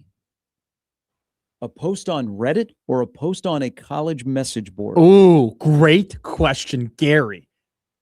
Message board. Yeah, I used to work in that world, and they're on it. Dude, they got some like investigative reporters. I feel like Pablo Torre, like there's a couple Pablo Torres on the message boards. There's just a couple guys who just love finding the dirt. And the telling fires you have to it. put out in that role. You're a Reddit guy. You love Reddit. Reddit's great. Not really like locally, but nationally around sports. You'll get like a Reddit post 3 days ago was referencing this. Sure. Because Reddit is free. But I think with Reddit is great with pro teams. Reddit, like if you want to find out a little dirt about your pro team, like everything that was happening with Jim Boylan over in Chicago, that was on Reddit well before all that crap went down. You go ahead. Message boards, though, for college, undefeated. Hour number coming up next on 1620 The Zone.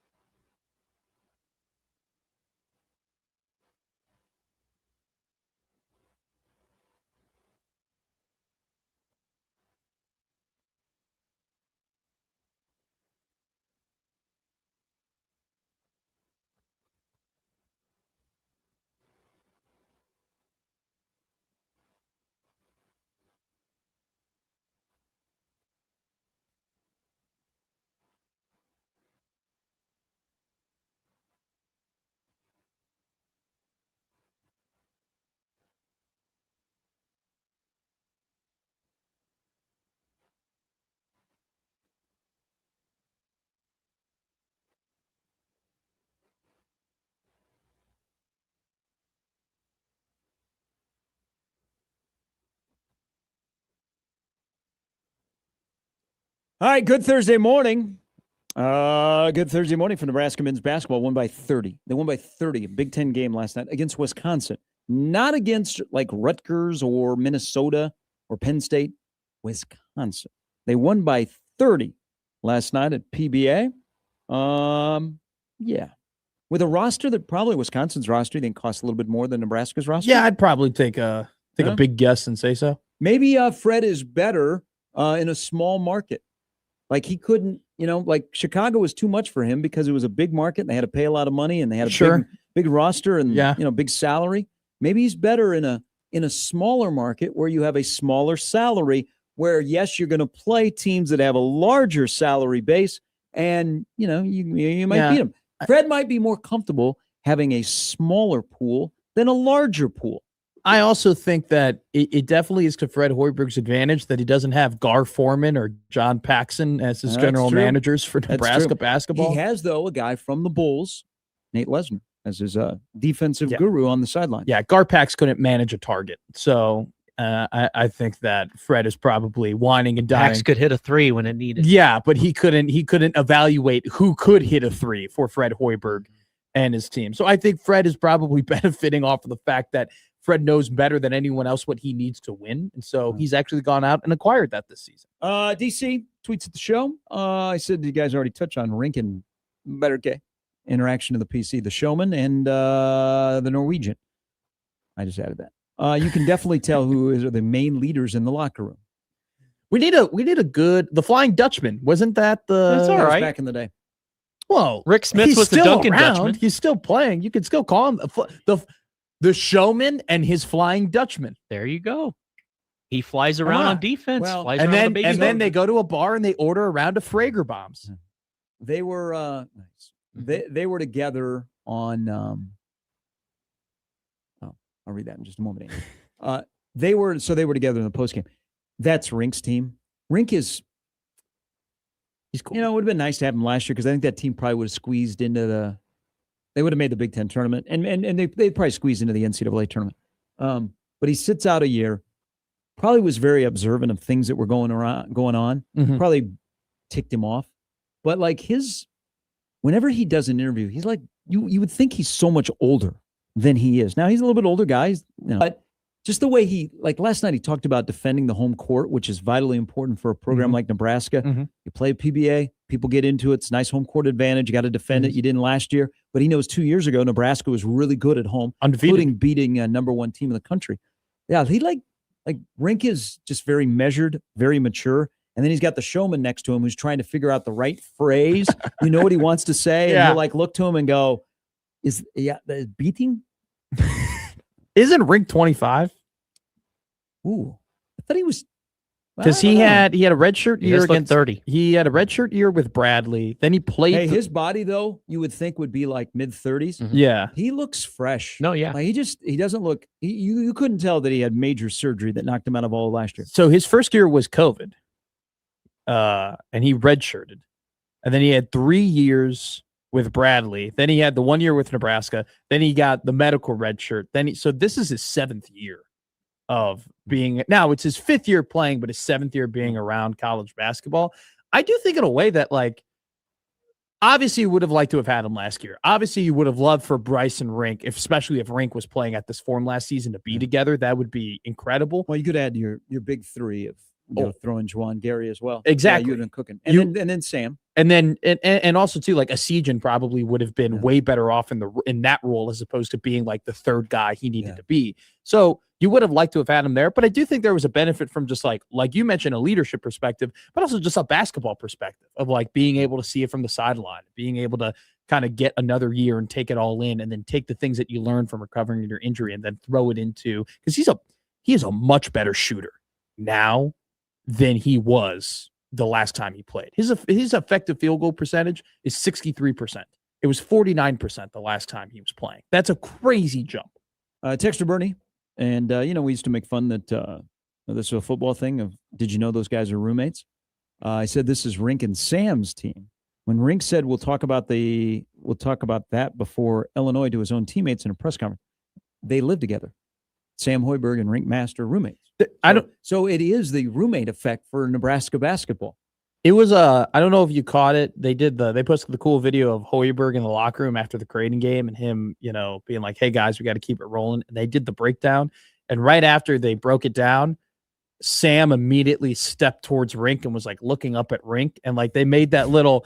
No, I'm telling you, this is so weird, but they made that kind of like eye connection, like great friend eye connection of like, "Hey, dude, we got to keep it rolling." Like they were going to talk about things after. It's a connected group.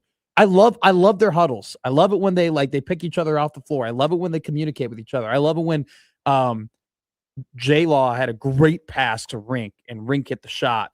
And then they kind of had a face-to-face moment, like right in the middle of the court. Like it's just a team that is playing for each other. They're 5-1.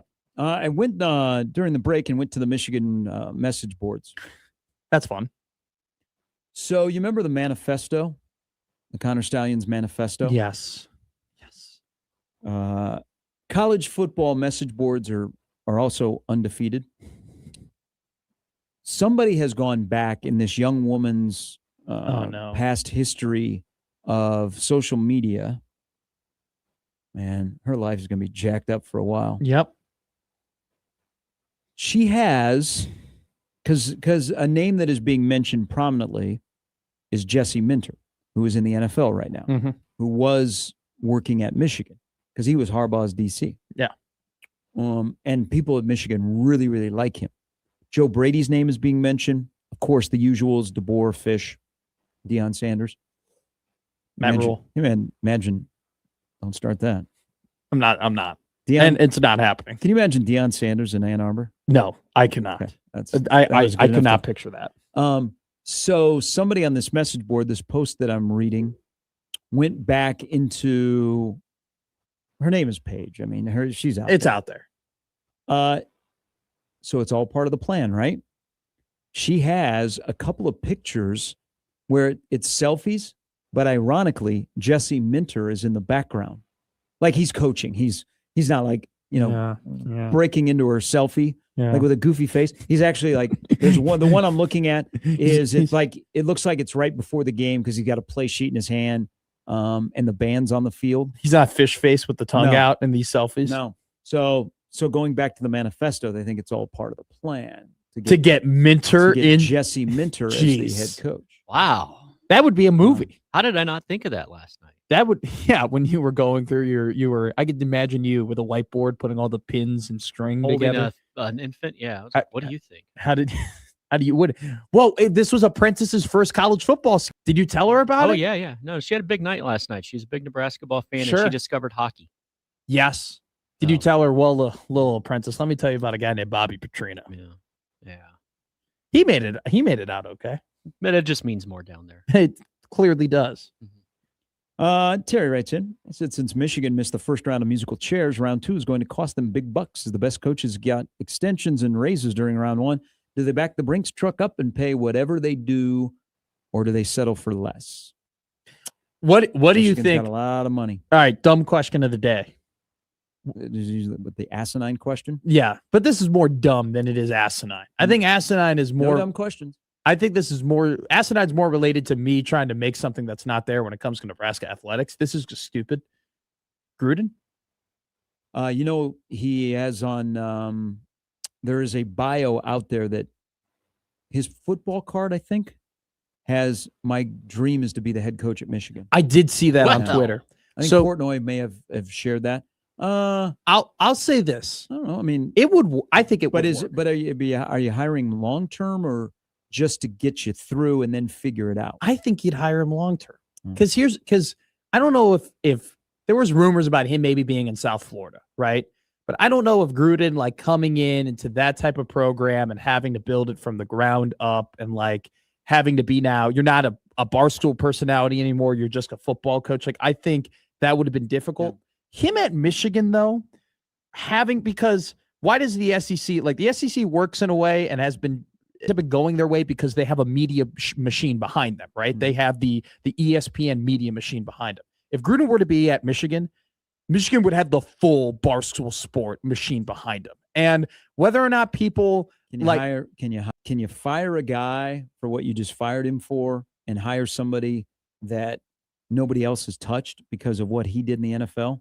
I think what he's done in social media and what he's done in media and like the fired coaches society and all of the Gruden's QB camps, like he has built so much goodwill amongst people through the last probably 2 years at this point, and now he's in a lawsuit with the NFL, and it's kind of clear as day that he got screwed in a way. He did what he did, but he got screwed by the NFL, and so I think there are people who have remorse and sympathy for him. So I don't think that's an issue, right? Yes, and that's why he can't be an NFL coach. He cannot be an NFL coach because that lawsuit is still pending, and that lawsuit is going to be terrible for the NFL because it's going to go to discovery, and there's going to be a lot of documents that the NFL doesn't want out there that will be out there. But in terms of college football, I think Gruden, because of what he's done at Barstool, there are a lot of kids who are 18, 19, 23 years old the brand sells Michigan, not Barstool. No, but I'm saying no. I'm not saying Barstool. I'm saying from a recruiting perspective that John Gruden, Michigan can just open the door. No, and I know. recruit. I know. I'm saying I'm not saying that isn't a thing. I totally agree with you. That is a thing. But I'm saying you're adding another layer onto that. If Gruden were to come in, that there are a lot of kids in that age demographic who look at what he's like, just look at him and really, really like him and like his personality and like that he's a ball coach, that he, even though he hasn't been a college coach, he can come in and he can recruit and he can acquire talent because people in that demographic really like his personality and really like his intensity and really like how he talks about football. And that has been shown through his presence in media. So I'm saying that I don't, he's obviously not the number one guy on the list. I'm not saying, oh my God, you have to hire Gruden. I'm not crazy. But if they were to do it, I don't think it would be like as much of a media stunt as in, I think it could actually work. And I think they could actually get a ton of talent. And I think a lot of guys could believe in him. And I think a lot of guys would buy into his message. And he's still a great football mind. I mean, I think it would be a risk. I agree with you. It definitely would be. As assigning yourself, and after the day that Dave Portnoy had yesterday, which frankly, if you want to go back and look at Dave Portnoy's tweets, it was embarrassing what he was doing and what he was saying. I think it's a risk from, do you want to assign yourself to Barstool? But if you're just looking at from could Gruden do the job? And could Gruden attract people? And could Gruden attract talent? He could. I kind of see where you're going, but like he's not the best option. He didn't get an interview. He didn't get anything for any college job that was open. Mm-hmm. So you'd be hiring him because it's the end of the cycle and you got to get somebody. But like he got nothing. And you know what? Here's the thing. Sure. Like LSU, Florida, Penn State, Michigan have all opened in this cycle. What, 30 jobs opened up beginning way back in the day when Stanford got rid of their head coach. We are not to Black Monday in the NFL yet. No. So you could still have more change. Marcus Freeman's name is still being out there for the New York Giants job. I'm sure Freeman's name will come up for Michigan. That'd be wild if Michigan hired an Ohio State guy to run their program. The internet would break. It would. And Freeman would never be able to go back to C-Bus. But if, like, I thought, we talked about Gruden maybe for like Arkansas, a lower level job, which is a good job, but not a great job. But you can kind of off the radar. You can get back and you can put your feet on the ground. Like no interviews, nothing. That shocked me. That did surprise me that there wasn't an interest there. And look, I want to make it very clear. I'm not saying Michigan should hire John Gruden. I'm not saying he's the first option. I'm not even saying he's like the fourth or fifth option. But I'm just saying that if it in a weird world where weirder things have happened, like it just occurred, I don't think it would be like, holy crap, what the hell is Michigan doing? And this is more so me just kind of saying, like, I do think that media matters and how you put yourself out there matters and your image matters in terms of fired coaches. And I think what Saban has done, and now he wasn't a fired coach, but like what Saban has done and what Gruden has done after they've, just being into the media has completely flipped, how people look at them, right? Saban was kind of looked at as a hard ass, and he was the smartest guy in the room, and he was like, oh, I don't really, there was a lot of people at ESPN. You're like, holy crap, I love when he teaches he's great. Football. Exactly. But Bill, he's also Bill done coaching. Belichick. But he's also done coaching. He's like retired. He is. But Bill Belichick is another one where he went in and everybody thought he was a curmudgeon, and he did all the media tours, and people are like, oh my God, he's fun. He's smart. He's funny and this and that. And that ended up getting him a job. I think if you're a fired coach, I think this is the main point. If you're a fired coach, I'd find my way into media right away. FCA. Like, go ahead, find your way into media, get something where you can show more of your personality, where you can be a funny guy, where you can relate to people more, where you can show your football prowess amongst people who may not have as much football knowledge as you. Helfrich got into TV right after he got fired. Like I think it's a really, if you're a fired coach, he hasn't worked at all, has he? He's probably not gonna. I don't think so. I'm just saying, if you're Chris a fired Peterson coach, got into it after he retired, he's not like Brian Cal. I don't know. Yeah, like retired guys are different. Big time. But has anybody that got fired, went into media, come back? Belichick. And how'd that go? It's not going the best right now. No, usually most people stay in media. Yeah, it's like that's hey, like they may kick the tires. My Sunday mornings and my Mondays are pretty good. Peyton went into media and Peyton went back. Didn't you just say Herm went into media? Herm went back. Now, are we? Oh, so we're combining NFL? I guess I'm just bringing up coaches at this point. I'm just saying. I was just trying to think of college coaches because Jimmy brought up Mark Helfrich, who has never come back. Never come back after getting fired at Oregon. Herm went in and Herm came back, but that didn't really go too well for him. But I'm saying, but I think it's a different landscape now. Like I don't know if you can necessarily compare in the past to like what is going on in the future, because it's just like there are more and more mediums that you can be out there and you can put yourself out there, right? I mean, there's plenty of like. I would worry about an athletic director though that hires a guy because he got fired somewhere else and was all of a sudden good on TV. That I'm going to think, because he's good on TV, he's going to be good running my program. Well, I don't think you're hiring because you're good on TV. I think you still go ahead, and I think your ability to show personality and your ability to be on media and to kind of change a perspective on you probably washes away some of the things that happened at the end of your tenure. You know, you kind of forget about, you're if you like the guy, right, and he has a great personality, you're more likely to remember all of the good times as opposed to the bad 2 years at the end or whatever it might have took. I think it's Michigan. Michigan. They need to. All the familiar names are out there, but that's still Michigan. I mean, it's still the brand, and you're not on probation. So that person's walking in, and you basically clean house. You'd be like, every connection, Jim Harbaugh, gone, and I got a starting point where people want to be at Michigan. I mean, I think you could swing for the fences. Could be the right job for the right person. The question is, when you get hired, will the person that hires you, will you still be working for them? Because there's going to be some more dominoes that go into all of this. Sure. All right, Sipple's coming up in an hour. We'll get his thoughts. We'll talk. We haven't talked so much Nebraska football this morning, but there are a couple of things that are out there that we will discuss when we return on 1620 The Zone.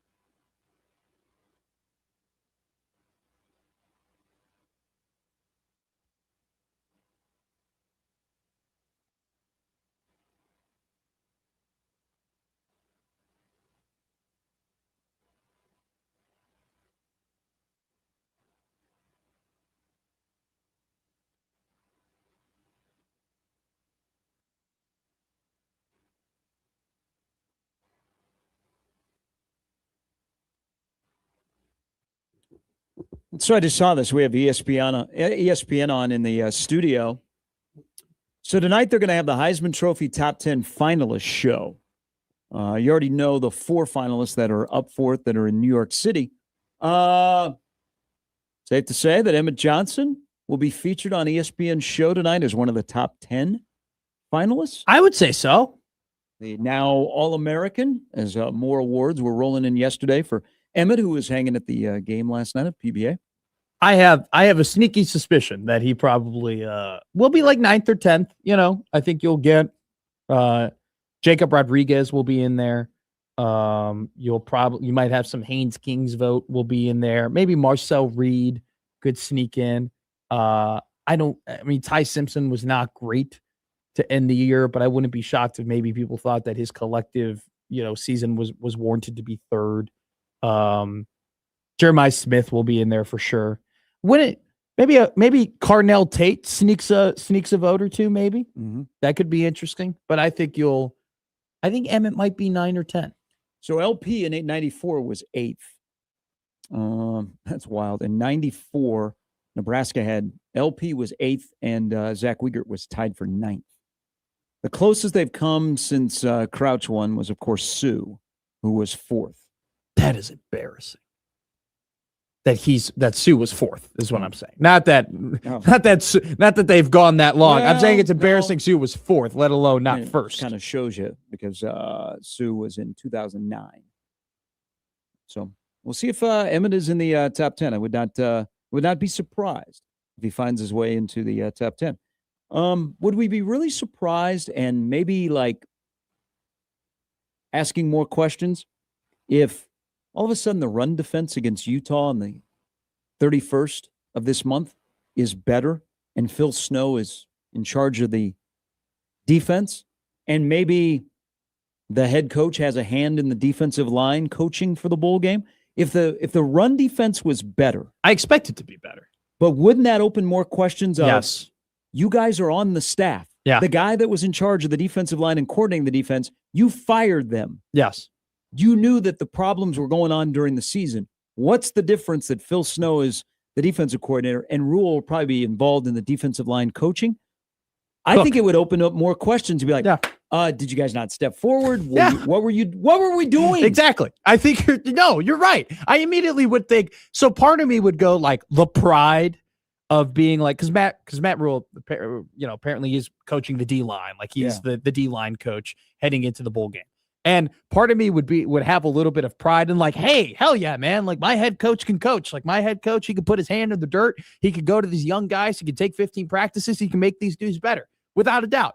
There is the other part of like, what the hell, dude? You were like, you couldn't tell Terry, all right, hey, step aside. Like 1 second. Let me tell Riley Van Poppel like how to strike here. Like let me tell Cam Lenhart like how to use his leverage here. Like you couldn't come in and do that at all, or you couldn't maybe even have given Terry guidance in terms of, hey, dude, like you got to be better in this regard. This is how we're going to handle. Yeah, it would open up more questions if Nebraska defensively was able to like shut down Utah's run game. Like a lot of questions about you are the head coach or you are. I don't know what your title is. Okay. But now you're in charge of the defense. For the bowl game, you're coordinating the defense. You couldn't have chimed in. Were you blocked? Did they lock the door? They changed the code on Phil Snow? Did they change the code on the head coach? Sure. How did you not have control of your program in that regard? Or maybe Rule coaches defensive line. Now, I know that he is pursuing a couple of defensive line coaches. Of course, Elijah Robinson, which when you heard and you got if you like glance at your phone yesterday and you saw like an update and it went, coach, big coaching news. You're like, huh? Yeah, wrong, same conference, wrong place. But if like Phil Snow, all of a sudden the defense looks great and they play with confidence and they're stopping people and they're getting to the quarterback and they're stopping the run, they're like, hello.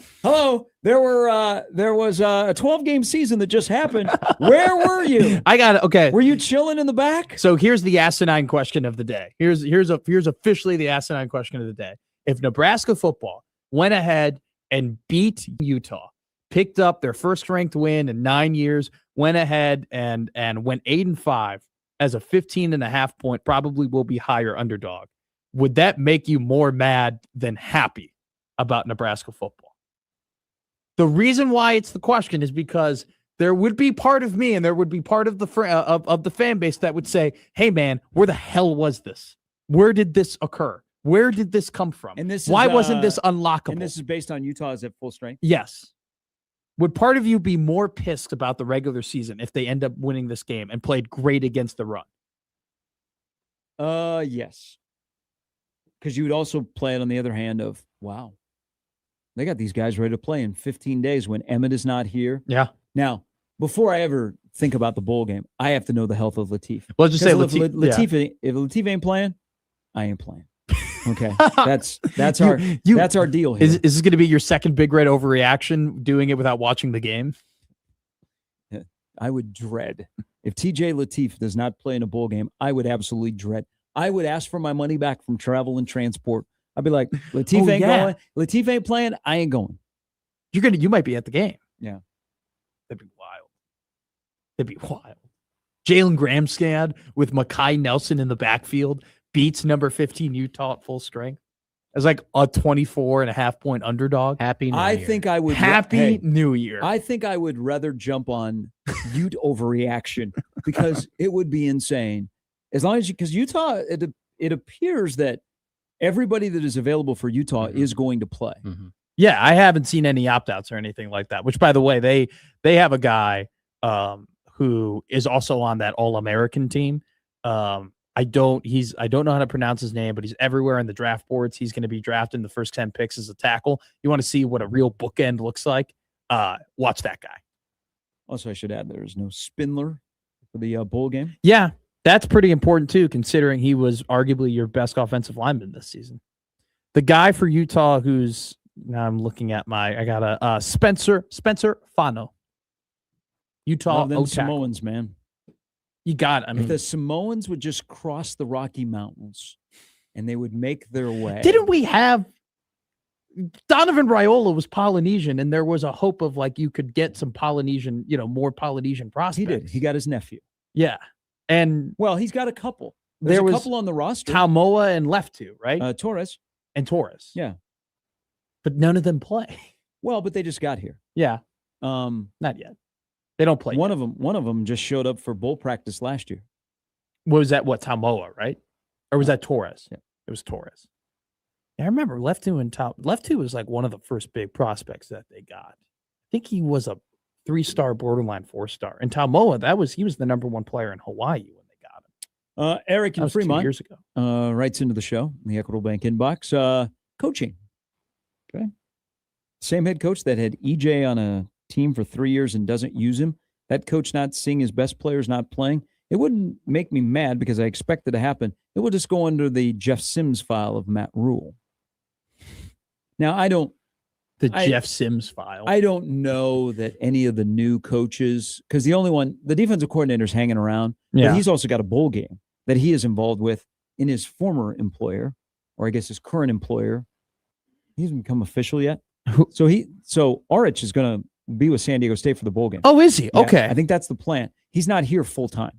Okay. At least that's what Rule laid out. Unless that's changed in the last couple of days. I don't know.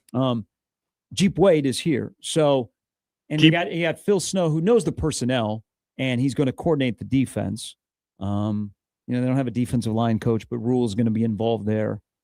I don't know how much of an impact they're going to make. Like, I don't expect Nebraska's offensive line to look completely different. Yeah. But maybe you might. I'd be very appreciative of this. If they start to, let's say Latif is the guy, and they're going to play to his strengths. If they start playing to those strengths now they've already been planning during the 15 practices of bowl. Sure. This is how we're going to block differently when we have a quarterback that we can run more RPOs with and that kind of stuff. I think that's the only thing I'd be looking to be different, but I don't think they're going to walk in the door and make this huge difference. Sure. I think what you're getting at, and I think it's very, it's well laid out, is you're not expecting, and I'm on the same boat. I'm not expecting the D line to turn into the purple peep has 15 practices with them, and I'm not expecting the O line to turn into the 90s Dallas Wall, because I know that would warm your cockles. By the way, I do expect them though to play more even man front. Now it's not like they've they haven't been just all 3-3-5. Yeah. I would like to see RVP in a 3-tech, or a 4-eye or something. But I'm not expecting them to be, this awesome offensive line or this incredible D line, but I am looking for improvement. I am. Like I would love if a couple of guys and I'm not even saying had sacks or tackles for loss, but have had a couple of plays where it's like you were able to get past with this really good Utah offensive line and stop for a 1-yard run or a 2-yard run. Like if I could see improvement, I'm expecting that. Well, I'm hoping that. See, I'd like to see improvement from guys that are returning. If you're out the door and you're just trying to get NFL film, yeah. Are you? And I'm also too like I would love to see some new guys play as well. Like kind of we saw with Caleb Benning and Donovan Jones last year, where D Jones ended up having a pretty good year this season. Like I wouldn't mind seeing that too. Like I would like to see a guy that maybe you haven't seen a whole lot be like, oh, okay. You don't have to worry about the red shirt thing. I mean, now you're free game. Anybody can play. Yeah. So I'd like to see that too. Just but also too, you're right. I would want to see a lot of these guys who were expecting to come back and start, have some tangible improvements in the 15 bowl practices. There's going to be some guys that are for the next 15 practices and more of the practices than the game are playing for a spot on next year's roster. Oh, yeah.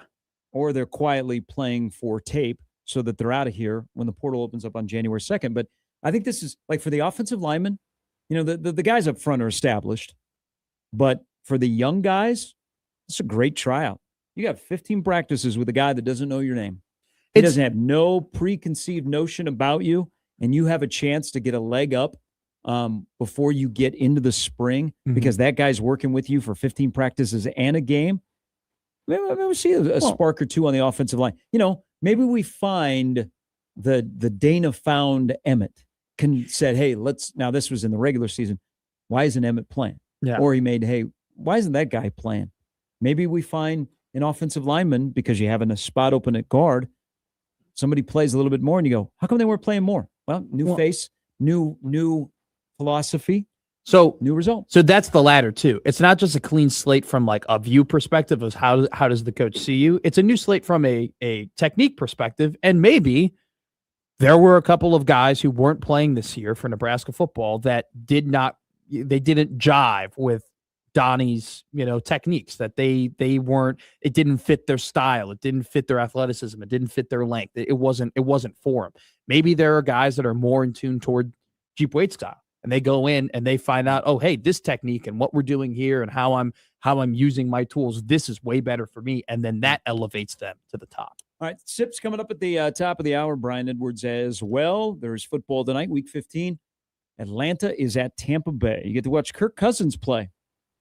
Are we still in the narrative of like Kirk Cousins under the lights isn't a good quarterback? Or are we just now at the point where Kirk Cousins just isn't a good quarterback? Kirk Cousins has a great agent. That's the story. It's Gary and Matt on 1620 The Zone.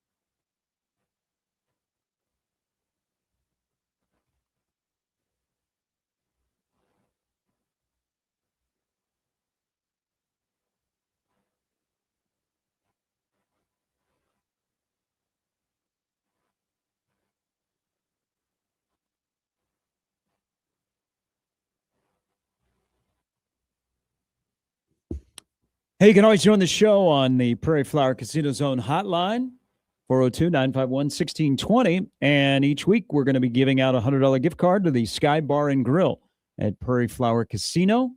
Enter to win now at 1620thezone.com. Lots of goodies up on the website. Welcome back in. Steve Sipple is going to join us coming up at the top of the hour. We'll have a good conversation with Sip. You like Sip? We do like Sip.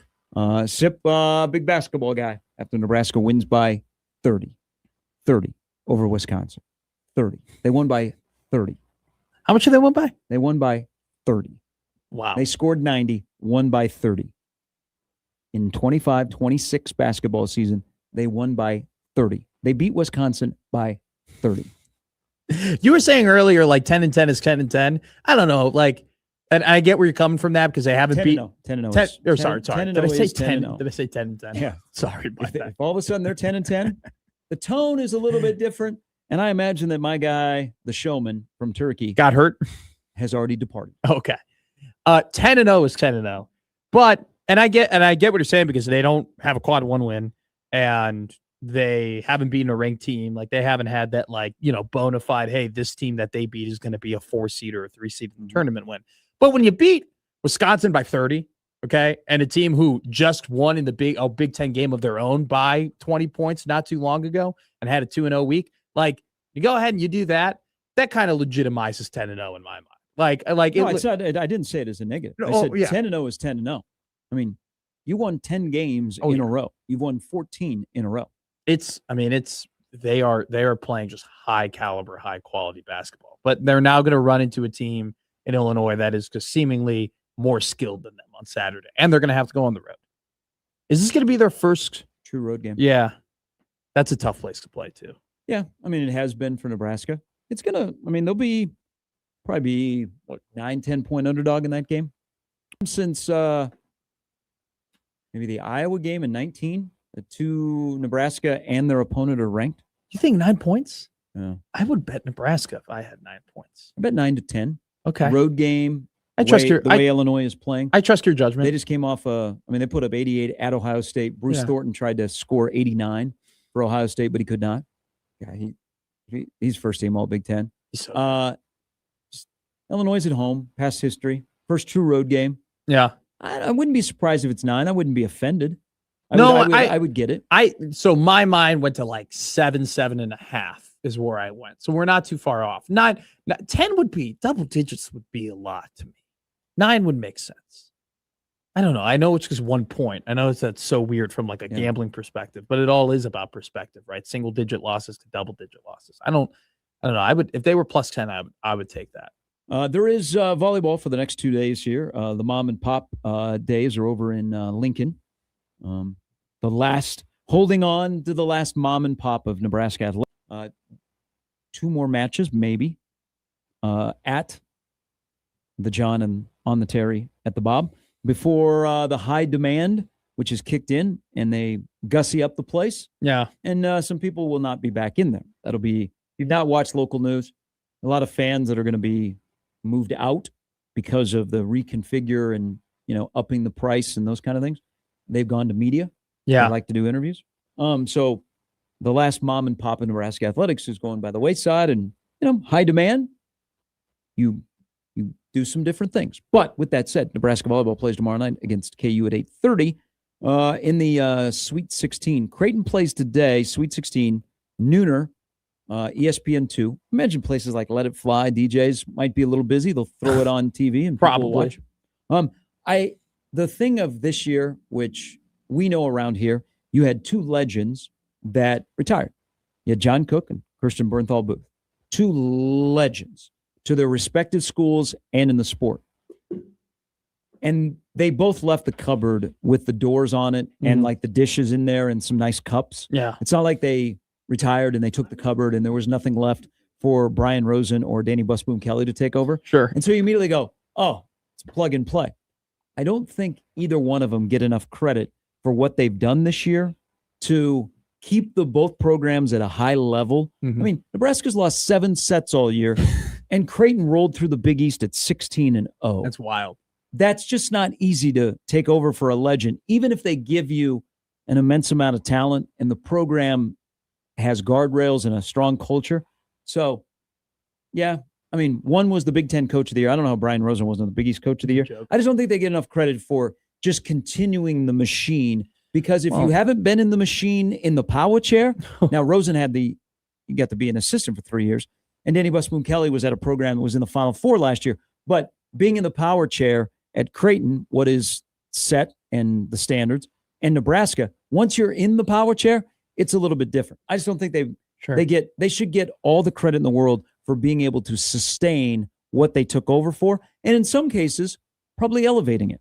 You know, one of the biggest coaching cliches is like, you don't want to be the guy after the guy, right? And that's just not not just a coaching perspective. That's a quarterback, running back, just all around. But these are two people who is the guy after the woman and the woman after the guy, right? And they're not just like and here's another cliche that I hate. Those are big shoes to fill, right? Because that's not a one size fit all, right? It's not like one of those things where it's just, no, they're gargantuan shoes to fill, because Kirsten Burfall Booth and John Cook were not just like, oh, they were good coaches and they won a lot of games. No, they were pioneers for not only just their programs, but also the sport. Okay. Those are two coaches that didn't just make their colleges bigger. They made volleyball bigger, period, across the country. And so for those two coaches, to your point, to step into that and then not only just not lose a step, but like in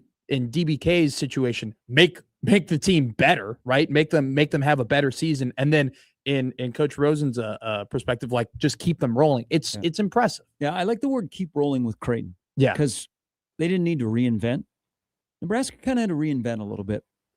They needed needed a fresh. They need a fresh perspective and a voice to take over for a GOAT.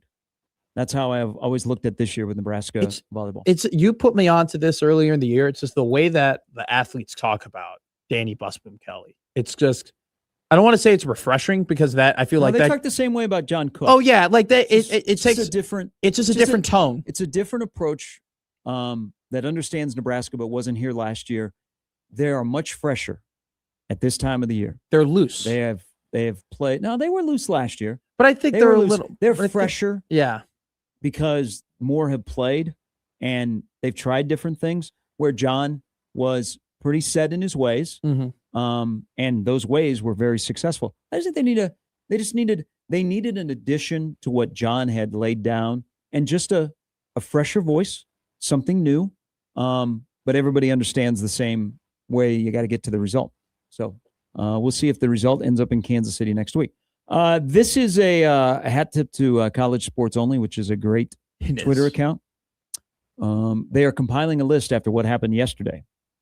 The craziest days on Twitter as a college football fan since 2010. Manti Te'o, his fake dead girlfriend. Remember that? That was about this time 15 years ago. Around, yeah. Did you ever see the documentary on Netflix? Yes. How sad it was. That was terrible. He's not bad when he talks about the NFL. I'm not sure what network he is on now, because he kind of bounces around. He might be on. Is he on CBS NFL Network? I thought he was on CBS. I saw him on CBS. Harvey Updike. See, I'm gonna be honest with you. There's some of these that I don't know. So he is the one that admitted to poisoning Roll damn tide. Toomer's Corner. Okay. Oh, the tree on the on the Feinbaum call. That was incredible. The Alabama teabagger. I don't know that one. That's probably a good one not to know. Okay. Or know of that person. Mm-hmm. The WikiLeaks. So Wake Forest. I should probably know this one. I don't know this one. They unveiled the game plan. They had they put out, like, there was an assistant coach. Something like that. Yeah. When an assistant coach put out their whole game plan. Oh God, I did not know that. Okay. Nico leaving Tennessee. Yes. That was a great one. Is he going to come back to UCLA, or is he going to go in the portal? I think he'd make a lot of money in the portal. Bobby Petrino, motorcycle crash. See, I wasn't around for that, but I know. Obviously, I know of it. You learned some life lessons. From yes. This one I don't know. Oh, we had this discussion on air. The upcoming one. Pole Assassin's Monkey Bites Kid. Yeah, that's what was this about? When did we talk about this one? This was the special teams coach at Texas. who We did talk about his this one. then girlfriend, now his Yes. wife, was a dancer. Yes. And they own a monkey. And And a her monkey name was- on Halloween bit a kid. Yes. And Yeah. her name was Pole Assassin. Okay. And we did talk about that one. This one was a legendary one. Urban Meyer's Bump and Grind. It was so weird too, because he had his hands in front of him and like he just a weirdo. Where is he on the odds list to be the next Michigan coach? Plus 80,000. There's no way he's on the odds list. That would never happen. Even, do you think Michigan would feel good? Like Michigan fans would be happy if he was their coach? Even they would be like, well, we don't really want this. Hello. Oh, come on. After the rivalry those two created and how much Michigan hated Urban Meyer while he was at Ohio State? No. I think Michigan's on here twice. Michigan's Signgate scandal. Yeah, that was great. That was one. By the way, talk about a scandal that a lot of people knew about for a long time without really saying anything. That is one for sure. And then two that are recent. Lane Kiffin's Ole Miss exit. I would love for the college football internet to break. DeBoer to Michigan, Kiffin to Alabama. Saban saves LSU. And then the last one is what happened yesterday. Sean Moore's illicit affair, where he threatened the person that worked in his office, and then he threatened suicide, and he is still in jail as of last check. Yesterday, woke up as the football coach at the University of Michigan. Is there anything missing from this list, in your opinion? Yeah, that's what they asked. They go, what are we forgetting? Oh, yeah, sure. I don't know. It was pretty right crazy when Texas and Oklahoma were moving over to the SEC. That was a pretty crazy day on Twitter. And then also on top of that, too, I remember the first day it came out that UCLA and USC were looking to go to the Big Ten. That one was a wild day because that was like, holy crap, college football is falling apart. That's why this sport is so great. We will talk about it with Steve Sipple. He will join the show next on 1620 The Zone.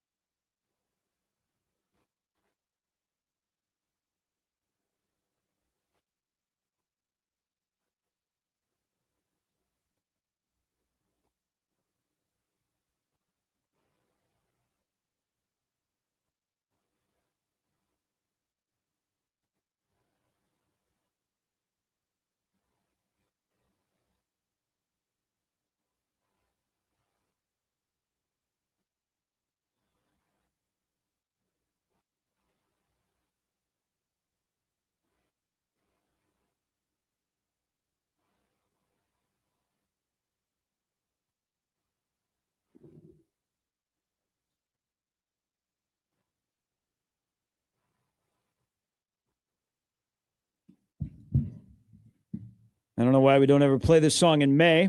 As we welcome in Steve Sipple from 93.7 The Ticket and Husker Online. Good morning. Oh, no, it's fine.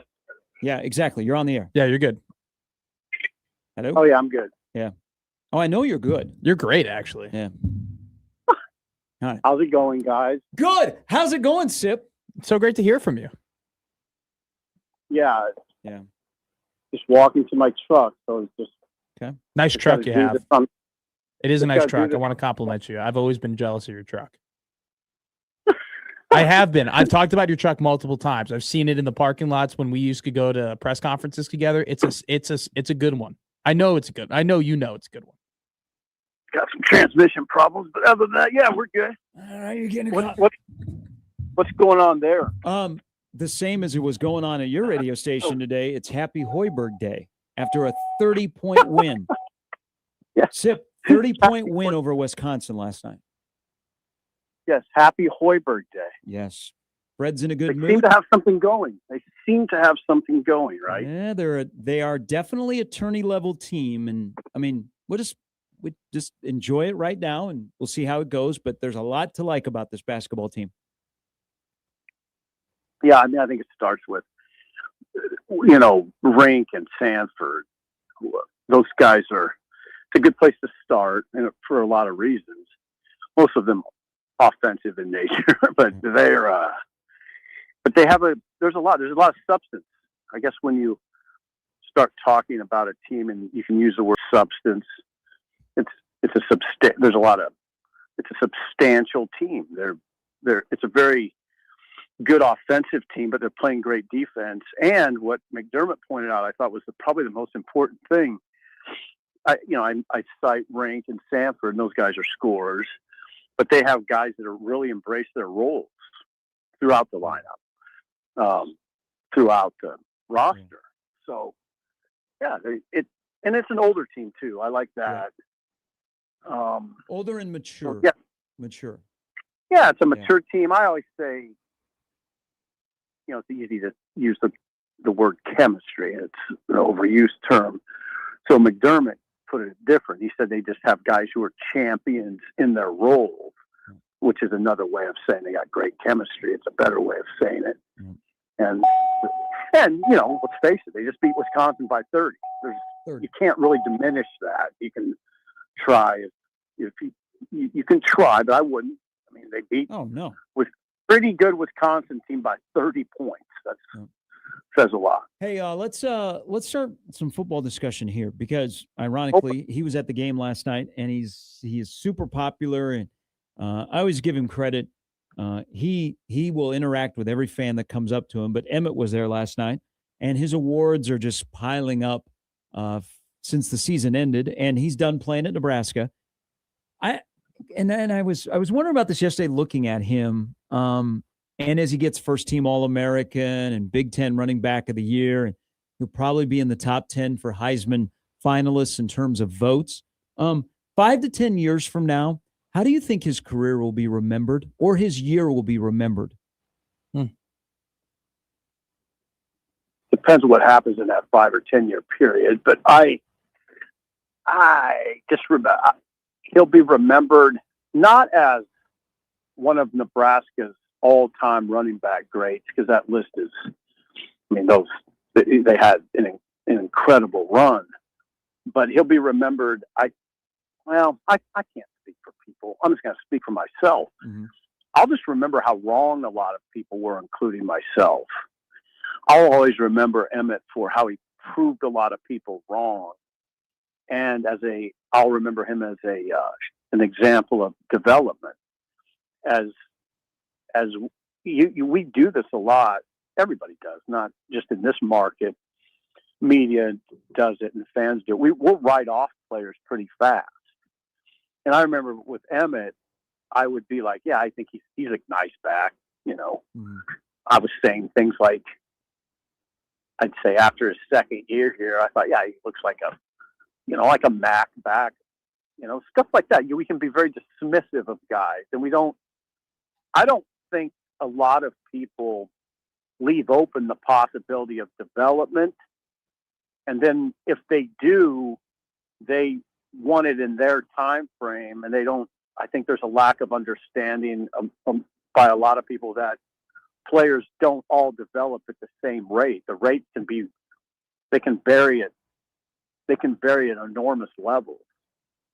And he just developed, and he just kept developing. It's a tribute to him. It's a tribute to the coaches, E.J. Barthel.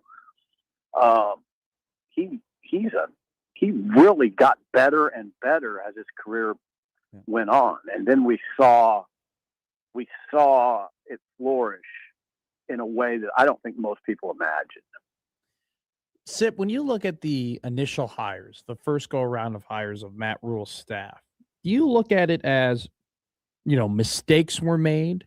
Or do you look at it as, what, he needed to bring in some of these guys, not necessarily because they were the best coaches, but to set the culture that is Nebraska football now? We just go back to the initial staff. Yeah. So, with that we're doing. Yeah.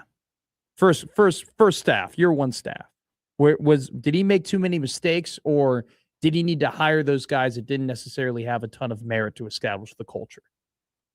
Wow. I mean, that'd be I hadn't contemplated the second part of that. That's a very positive spin, which I'm not going to dismiss it. I mean, maybe I don't, there's a lot that goes into that conversation. I don't know. I don't think he has a real wide net, of coaches. I think that, you have to move fast in there. And I don't know if it's hard to get exactly who you want in that situation. There's definitely, he made mistakes. There's a couple pretty glaring mistakes, I think. And that, I don't know. It's kind of a rough conversation that, come on, if I said anything other than he made mistakes, I think he'd get taken to task, and rightly so. Sure. Yeah, I do think he made some, but you do give Rhule a lot of credit for his willingness to try to correct. He does move. He's pretty decisive in that regard, and he doesn't let things stand, and he doesn't let things simmer. I've seen that here. So he's tried to correct his mistakes, and it's I don't know. It's an ongoing conversation. You said that he did. Sorry to interrupt, but you said he didn't have a wide net to cast. But don't you think that Nebraska, just being at the University of Nebraska, should give you that wide net that should be able to go out and get some highly touted coaches? I think in 2003, probably, or maybe 2014, but no, not now. No, I wouldn't say that right now. It's a good place to be for sure, and there's money, but there's money at other places, and there's other places that are winning at a lot higher rate, and there's other places that win at a lot higher rate where there's not as much pressure.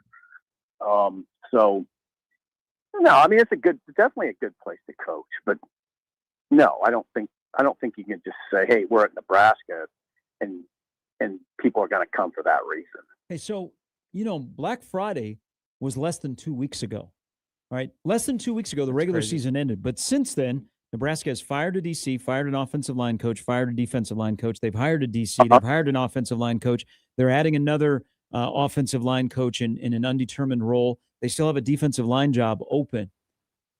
What do you think the timeline was? Because this moved quickly, and we've kind of seen Rhule doesn't like to spend a lot of time okay, draw this out in hiring a coach. He usually hones in on a guy. If he likes him, he says, hey, sorry, you don't need to come to Lincoln. I got my guy. But what do you think the timeline was? Was it less than 2 weeks ago, or is it just something that's been building up that we got to keep it moving? And if I'm going to make these changes, I'm going to make them quick. When I get my guy, we're moving forward. We're not going to spend the whole month of December going, okay, who's going to be this guy in this role? The timeline for which, just for all the hires. Yeah, do you think they all kind of together, or were they separate? Like I look at my season, I go, man, I just went 7-5 and I'm not feeling good. I guess I got to make some changes. Or do you think Rhule is thinking as the season goes along, middle of October, middle of November, hey, if I want to move my program forward, I got to do this? Yeah. Okay. now there's a couple questions in there. One is, if you recall, it was right before the Penn State game, but it was in the range of time before the Penn State game. He made it sound at the podium, in a press conference, like he really didn't plan on changes to his staff. So then what I believe to be the case, and he's never said it explicitly, neither publicly nor privately, that to me anyway, I just think Penn State and Iowa had a profound impact on his thinking. If they would have played well in those games, I don't know that he would have made a change at defensive coordinator. But they not only played poorly, they didn't play hard. And now you have a problem. Okay. I think there were some issues, but I don't know that those issues would have led to John Butler being fired had it not been for, really, really a rough performance at Penn State. Mm-hmm. And then it's kind of another one against Iowa. I always look at the Penn State one as worse because of the way they were bludgeoned. But I think those games had a huge impact on Rule. A colossal impact, and it led to a lot of this change. As far as timeline, I don't know. I don't look at it like in a bunch. I look at it more individually. Mm-hmm. For instance, the offensive line job. My interpretation of that, and this is based on what I learned, background, is that when Jeep Wade decided he was ready to move, ready to take another job, turn down South Carolina, that's when Rule decided, okay, I'm going to make this change. So what I'm telling you is, if Jeep Wade wasn't available, if he would have stayed at Georgia Tech, if he would have went elsewhere, South Carolina wanted him. I don't know that Donovan might still be employed right now. So I think I don't look at him. I don't look at it like I'm going to make these changes. Yeah. I want to get them all done by a certain period. I don't look at it that way. This is a tough question to ask, but I think that you're very well equipped to answer it. I look at Matt Rule, and I've always thought that he's a confident guy, and he believes in what he's doing, and he believes in his process, and he believes in his standards. I've never gotten the tone that he isn't that. But if you look back at the history of since Baylor, right? He goes to Carolina. He has 3 straight losing seasons. He comes here to Nebraska, doesn't make a bowl game his first year. Year 2, the season doesn't end the way that he wants it to end. This year doesn't end the way that he wants it to end. It's been, 6 seasons since Matt Rule has truly had hey, this was one hell of a year. We outperformed expectations. We did what we needed to do. We had a hell of a time. It's been 6 years since that happens. Does that concern you at all in terms of maybe his psyche or his confidence, or how people can deal with that? That is a great question, but it's one of those great questions that have no real answer. I don't know what the answer is. There's no, now that you mention it, you kind of wonder. Now, it's not like he hasn't had some success here. You have to, you're right. Last season ended pretty well. There was a very good win at Wisconsin last season on the home field. And there was a pretty good bowl win. And if you don't want to acknowledge that it was a good bowl win, you at least got to acknowledge it was a bowl and it was a win. Mm-hmm. And it was 7 wins, and it was ending an 8-year bowl drought. So that's success. I would say, look, there, if I were Rule, you could have this conversation in your head. We were up 14-6 on USC, and we were about to go 7-2. It looked like that's where this was headed. There was a very good chance this was headed towards 7-2 against USC this year. So what I'm telling you is, you can rationalize things in your mind and take care of your question. Now, what you hope is, if you're a Nebraska fan, that he absolutely is maintains a high level of confidence.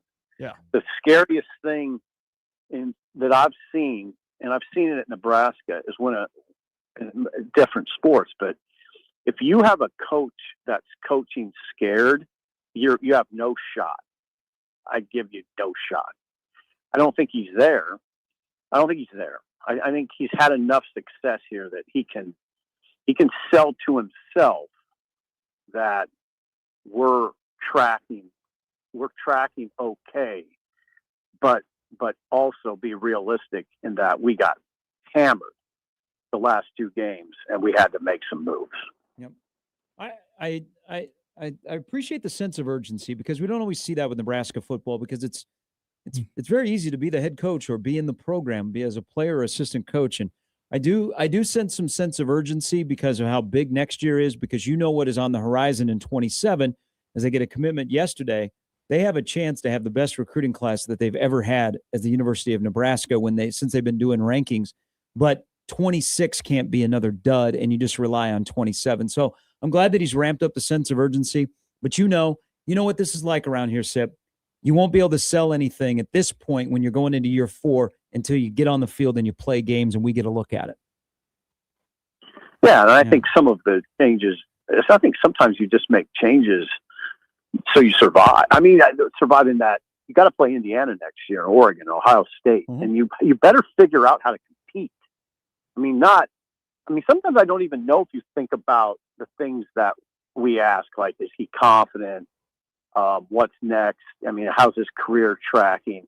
Sometimes it's just, God dang, we play Ohio State next year. This is going to get real right in front of everybody. You know what? There's TVs on, and there's a scoreboard on, and everybody's watching. We better be well equipped, or it's going to be embarrassing. Yeah. And you know what? We kind of saw them, but we've seen a lot of embarrassing. We have. Sip, I appreciate it. Thank you. All right, take care. Yeah, on 3 and 93.7 the ticket. So one other thing about Emmett Johnson, who is racking up all kinds of awards. I don't know if he's going to get to go award shows or whatever. But the one thing, Sip said something about the running back room and moving forward, and Mosey and Nelson will be your 2 main guys. Yeah. For the bowl game. And then you already got Parker that's in the portal. I don't know why Ives would stick around. I don't understand that either. You got a position coach who we'll see if Texas circles back to him. Yeah.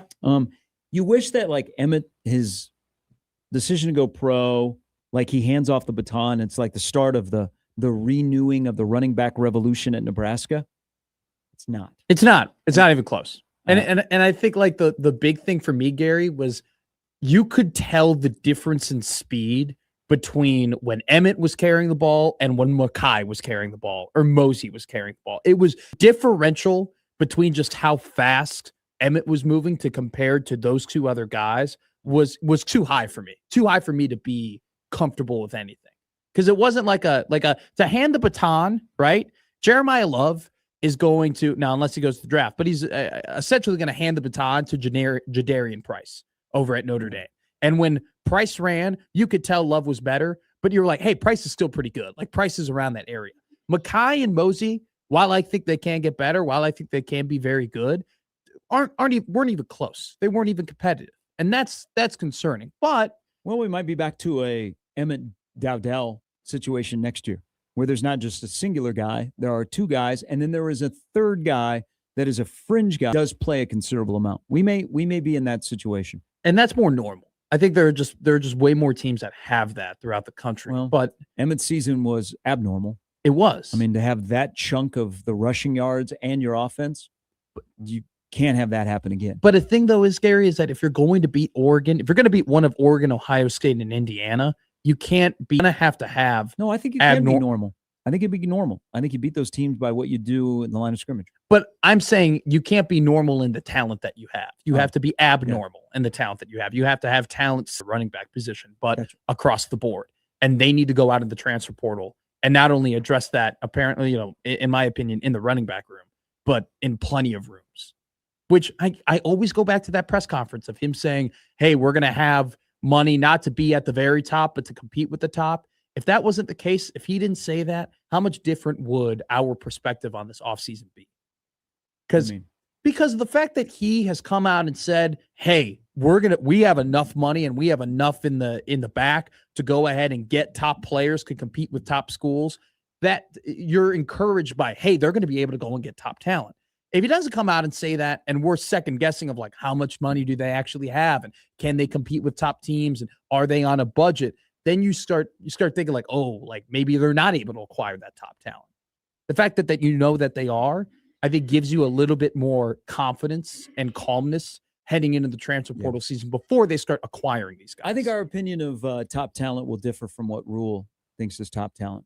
I think Rule will be more on a fit instead of just spending to get the top guy. And that top guy might be a great fit and they happen to win a battle. I think that I could see that happening, because what have they kind of done in recruiting, right? They haven't necessarily gone out the guys in high school recruiting that are these like top 4 blue chip prospects. They like getting the guys like Danny Odom, who nobody knew about them 2 years ago, and then they end up becoming those top prospects. That might be the case in the transfer portal.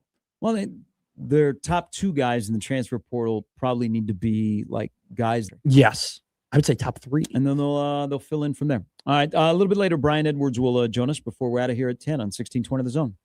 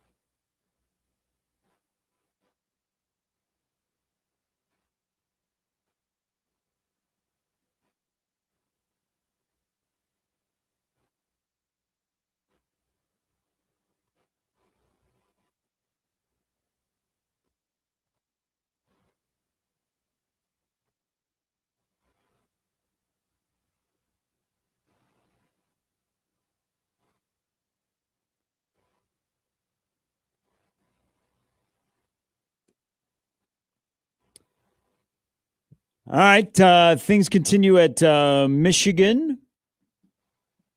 I think if I was an Alabama fan, I'd be like, you know what? Just go. This is a destination job. This is Alabama football. And we have a head coach who, in 2 brief years, seems to be mentioned for every job in America. Doesn't it kind of communicate to you that if your coach was rumored to go everywhere else, that maybe your coach doesn't want to be there? Or his agent is always trying to. Exactly. But that's a passionate fan base that you're replacing Saban, which is already, extremely difficult. But I don't want every job in America opening up, and whether it's real or not, your name being attached to it. Now his name is, he's the betting favorite, Kellen DeBoer, to be the next head coach at Michigan, and they're getting ready for a playoff game. So check the lines to see if the lines change at all as he becomes a favorite at Michigan. But if I'm at Alabama, because you got the Penn State rumor that may have been started from Penn State and had no legs to it, but still, the fact that schools think that you could come to Alabama and grab their coach, be like, I'm good. You know what? Hey, who's going to be our next coach? I think it just communicates to me as a fan that maybe I don't have the right fit at coach. But I think like the whole DeBoer Alabama thing in terms of it not being a right fit, definitely stems from the fact that he was coaching over at Fresno and Washington and not necessarily in the SEC. But I think it also stems from just maybe DeBoer just doesn't love the fact that if you win 9 games, it's not good enough. Or if you win 10 games, right, why did you lose 2? Or people are asking him, hey, you went 10-2, you made it to the SEC championship game, but why did you get the doors blown off against Georgia? I think maybe he just doesn't. It just seems to me that this whole story with Kellen DeBoer has more so communicated that he doesn't like the pressure of being the Alabama head coach, despite the fact that he's been able to acquire some top talent and win, 19 games over his first 2 seasons? Wouldn't you know that, though, before you ever go down the path of interviewing and taking the job? Probably you should. You probably should know that. You probably should be aware of that. But at the same time, it's not like he was in that conference and around it the entire time. Now, granted, he was in college football, so he should have some sort of awareness to it. But that's the vibe.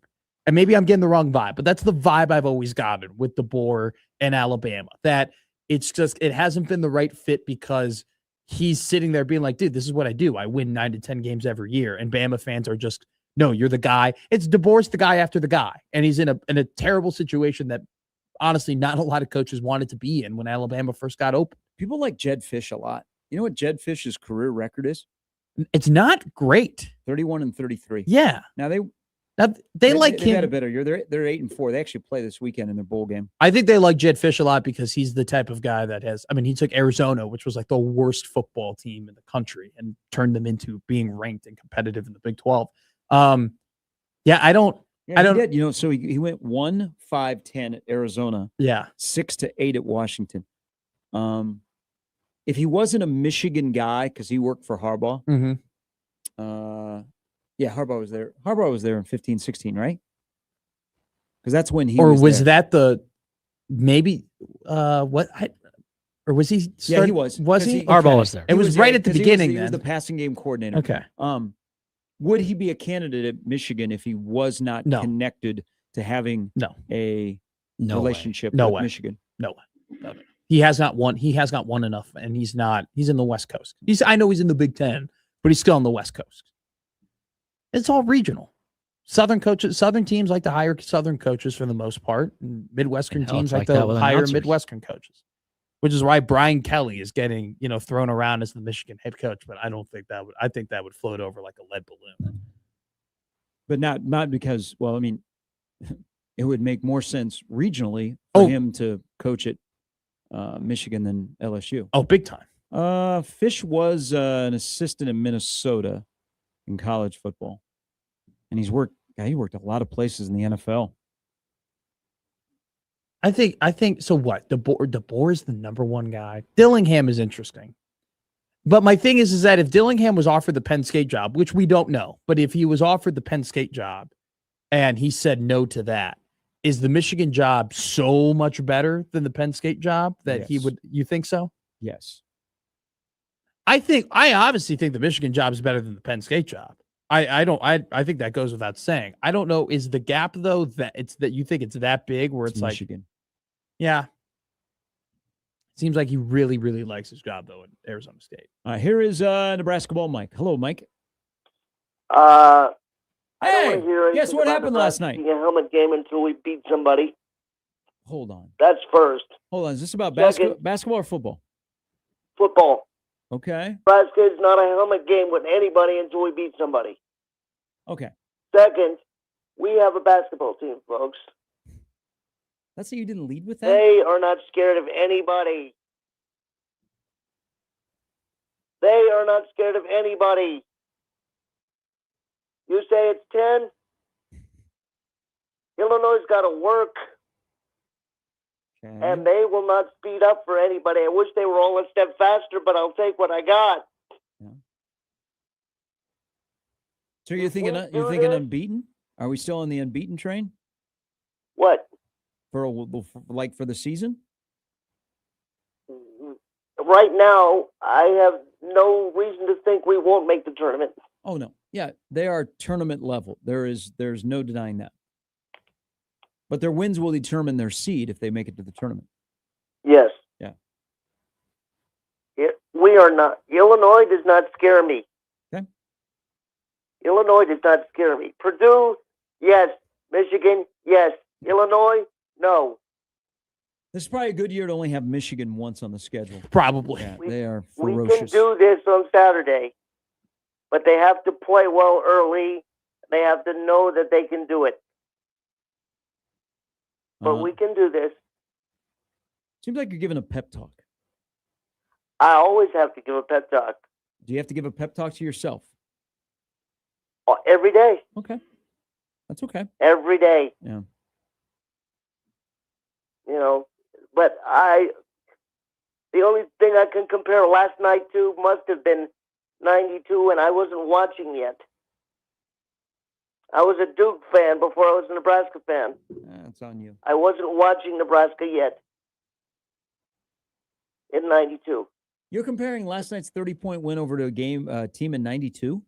That must have been the only team I can think of, because they kept going back to 92, winning 14 in a row. Yeah. Okay. Only thing I can think of. Yeah, I mean the team 2 years ago was pretty fun. This team's different. This team is they're pretty they're very connected. They're very likable. Is it me or are they all old? No. I mean, I think They're I think that was the plan. I think They all feel like seniors, though. Yeah, a lot of those guys have played a lot of college basketball, and in particular at the University of Nebraska. Mike, we've kind of had some fun tongue in cheek at times with the Crown. It may actually be a reason why they got a head start, because it's not like that team lost an abundance of players. Now they lost Williams and Gary, but a lot of those guys came back, and Mast was going to join them. And so they actually may have benefited a bit from that run of success at the end of the year where they don't put up a banner, but the guys in the locker room probably go, man, that was pretty important. And I think Cale Jacobson is the case in point there of a guy who had a great Crown. He gains a ton of confidence, and now he's playing big minutes for this team. Yes. All right, Mike. Go ahead. We got about a minute here.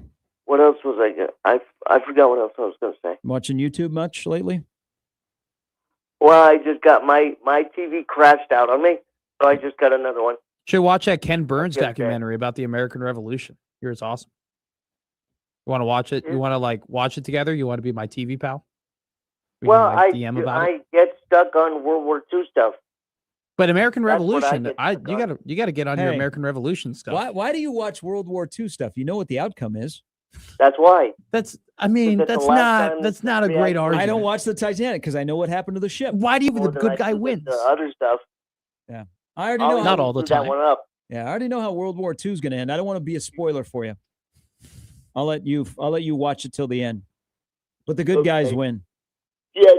Yeah, they do. They do. All right, Mike. Thank you. All right.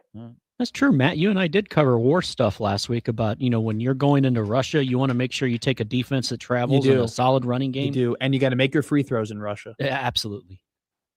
Olympic humor. Goodwill Games? I remember those. No. We're talking about Napoleon. Napoleon got too big for his head. He did.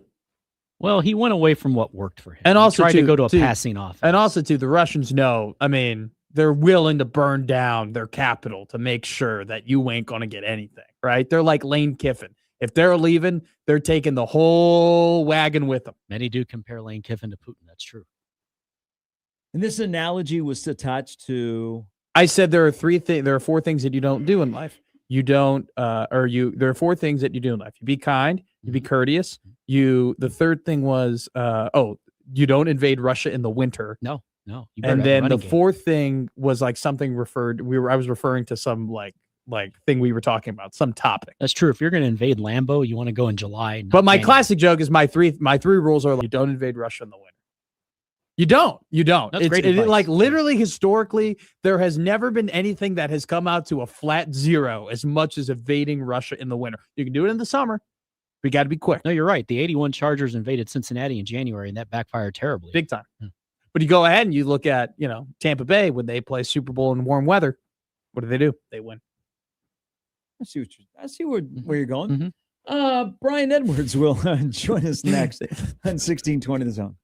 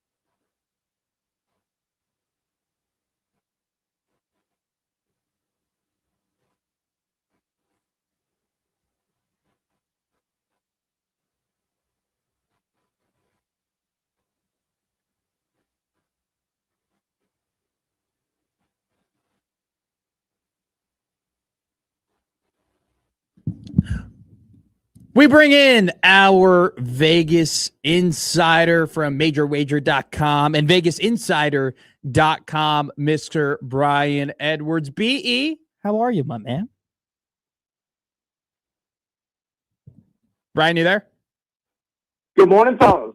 Good morning. Good morning. It is a good week of sports. Maybe not like the weekend that we had last weekend. We had F1 and the UFC and the conference championship games and all the big events, but we got a pretty good slate ahead for this weekend. So we bring you in here, make us a little bit of money before the holidays. Maybe we take some of these profits and buy our Christmas gifts. You know, maybe you're looking for something for your aunt or for your cousin or someone you haven't bought for a while. So let's get to it. Tonight, the Tampa Bay Buccaneers take on the Atlanta Falcons. The Buccaneers, the story of the season has been they got hot, then they got hurt, and now they're just bad after losing to New Orleans last week. They take on the Falcons, who are starting Kirk Cousins, who's not good, especially in primetime. Bucks are -4.5 favorites, Brian. Love the Bucks here. Don't know how Raheem Morris still has a job.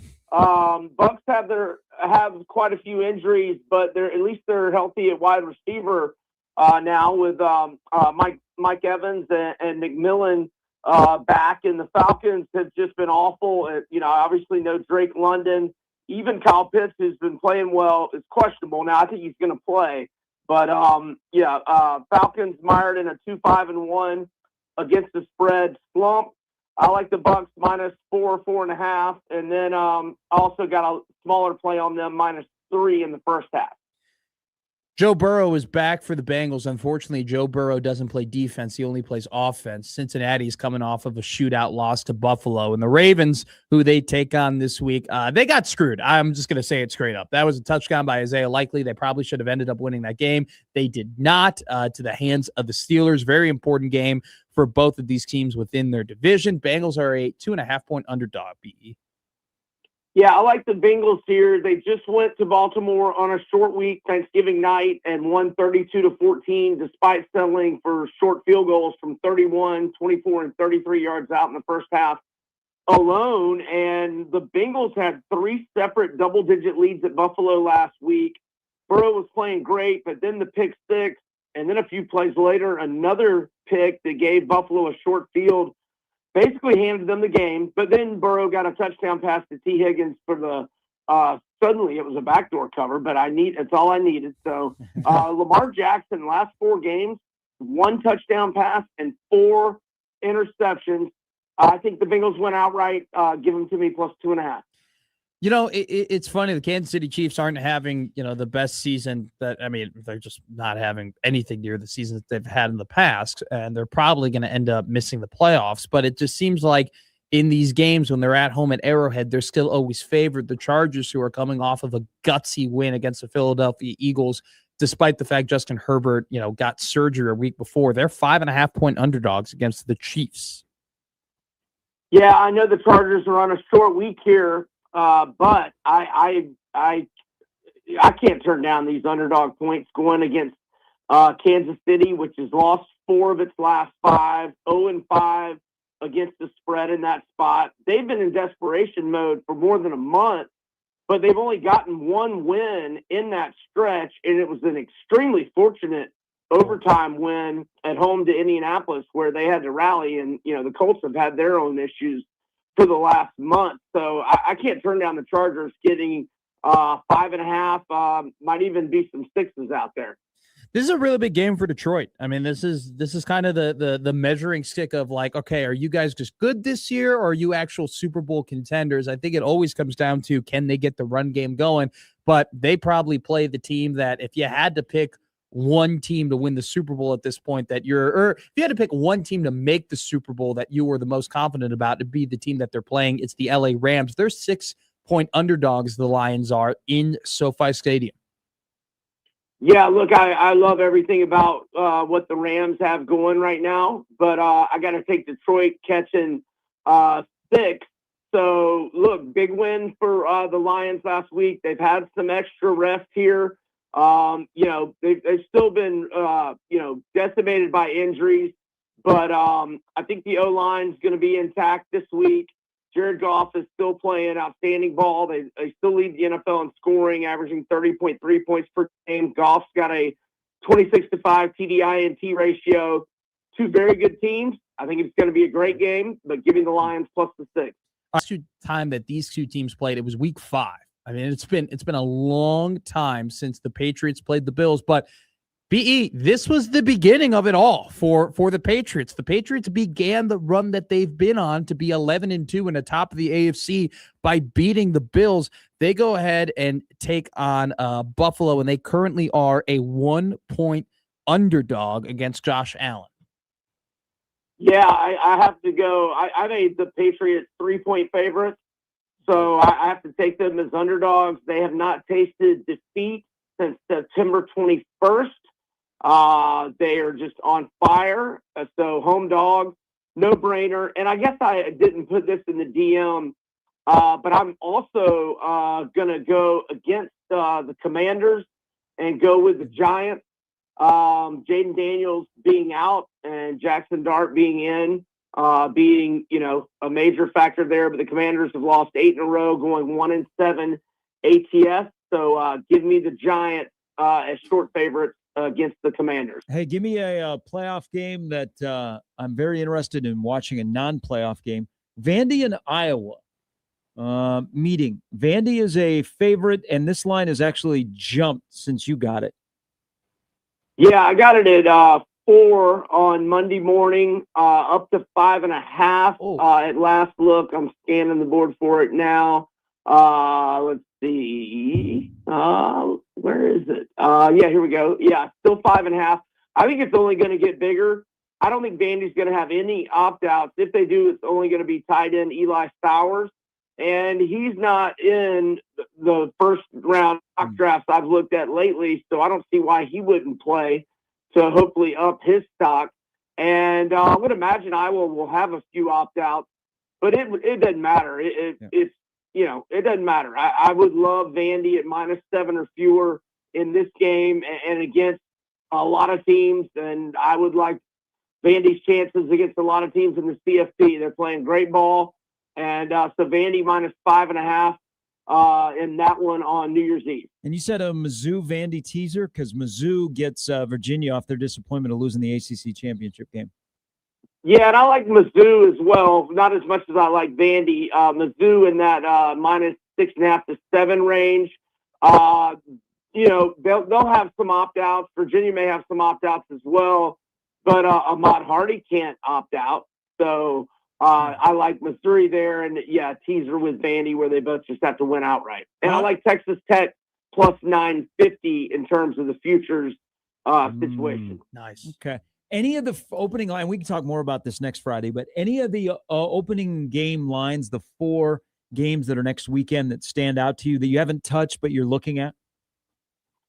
Yeah, look, if Jam Miller can't play, and we don't know that yet, I'll be on Oklahoma against Bama. I'm tempted to take Tulane, but that 45-10 result they had at Ole Miss in week 4 makes me a little hesitant on that one. And then the other 2, I really don't have much feel for. But if Jam Miller can't play, I'm definitely going to be on Oklahoma, which has won back-to-back games against Bama. Hey, did that surprise you that Alabama opened as a favorite on the road? It did a little bit. It sure did. Look, I don't think there's a lot of difference between Bama -1.5 and Oklahoma -1.5, but it did surprise me. I figured Oklahoma would be the short favorite. Yeah. Hey, real quick, I'm playing devil's advocate, but Miami's a 3.5-point underdog against A&M. If Notre Dame was in that game, what would they be? I would make Notre Dame like a 1.5 or 2-point favorite at Texas A&M. Okay. Interesting. Very interesting. Hey, have a good weekend. We appreciate it. Next week, we'll dive into those playoff games. I appreciate it. Thanks, guys. Y'all have a great weekend. MajorWager.com is the place to find a lot of Brian's content. Vegas B. Edwards on Twitter, and, of course, the senior handicapper for Vegas Insider. All right. Tomorrow we will talk. Could be a big day for Creighton Volleyball. They play at noon against Arizona State in Lexington, Kentucky. You can find that on ESPN2, by the way. So you'll have Happer and Josh will be watching that match while they're on the air. Hell yeah. Real-time reaction. Oh, Spike. grunt the spikes. That's what they'll be doing. Plus, we'll get you ready for a weekend of football. And who will win the Heisman? I tried to sell the suspense. There is no more suspense. Well, you can't bet on it anymore. Oh, it's off the board now? Yeah. Because when they all get submitted, you have enough people who can collude and probably get a read, All right, we'll talk to you tomorrow at 6. Crossovers coming up next.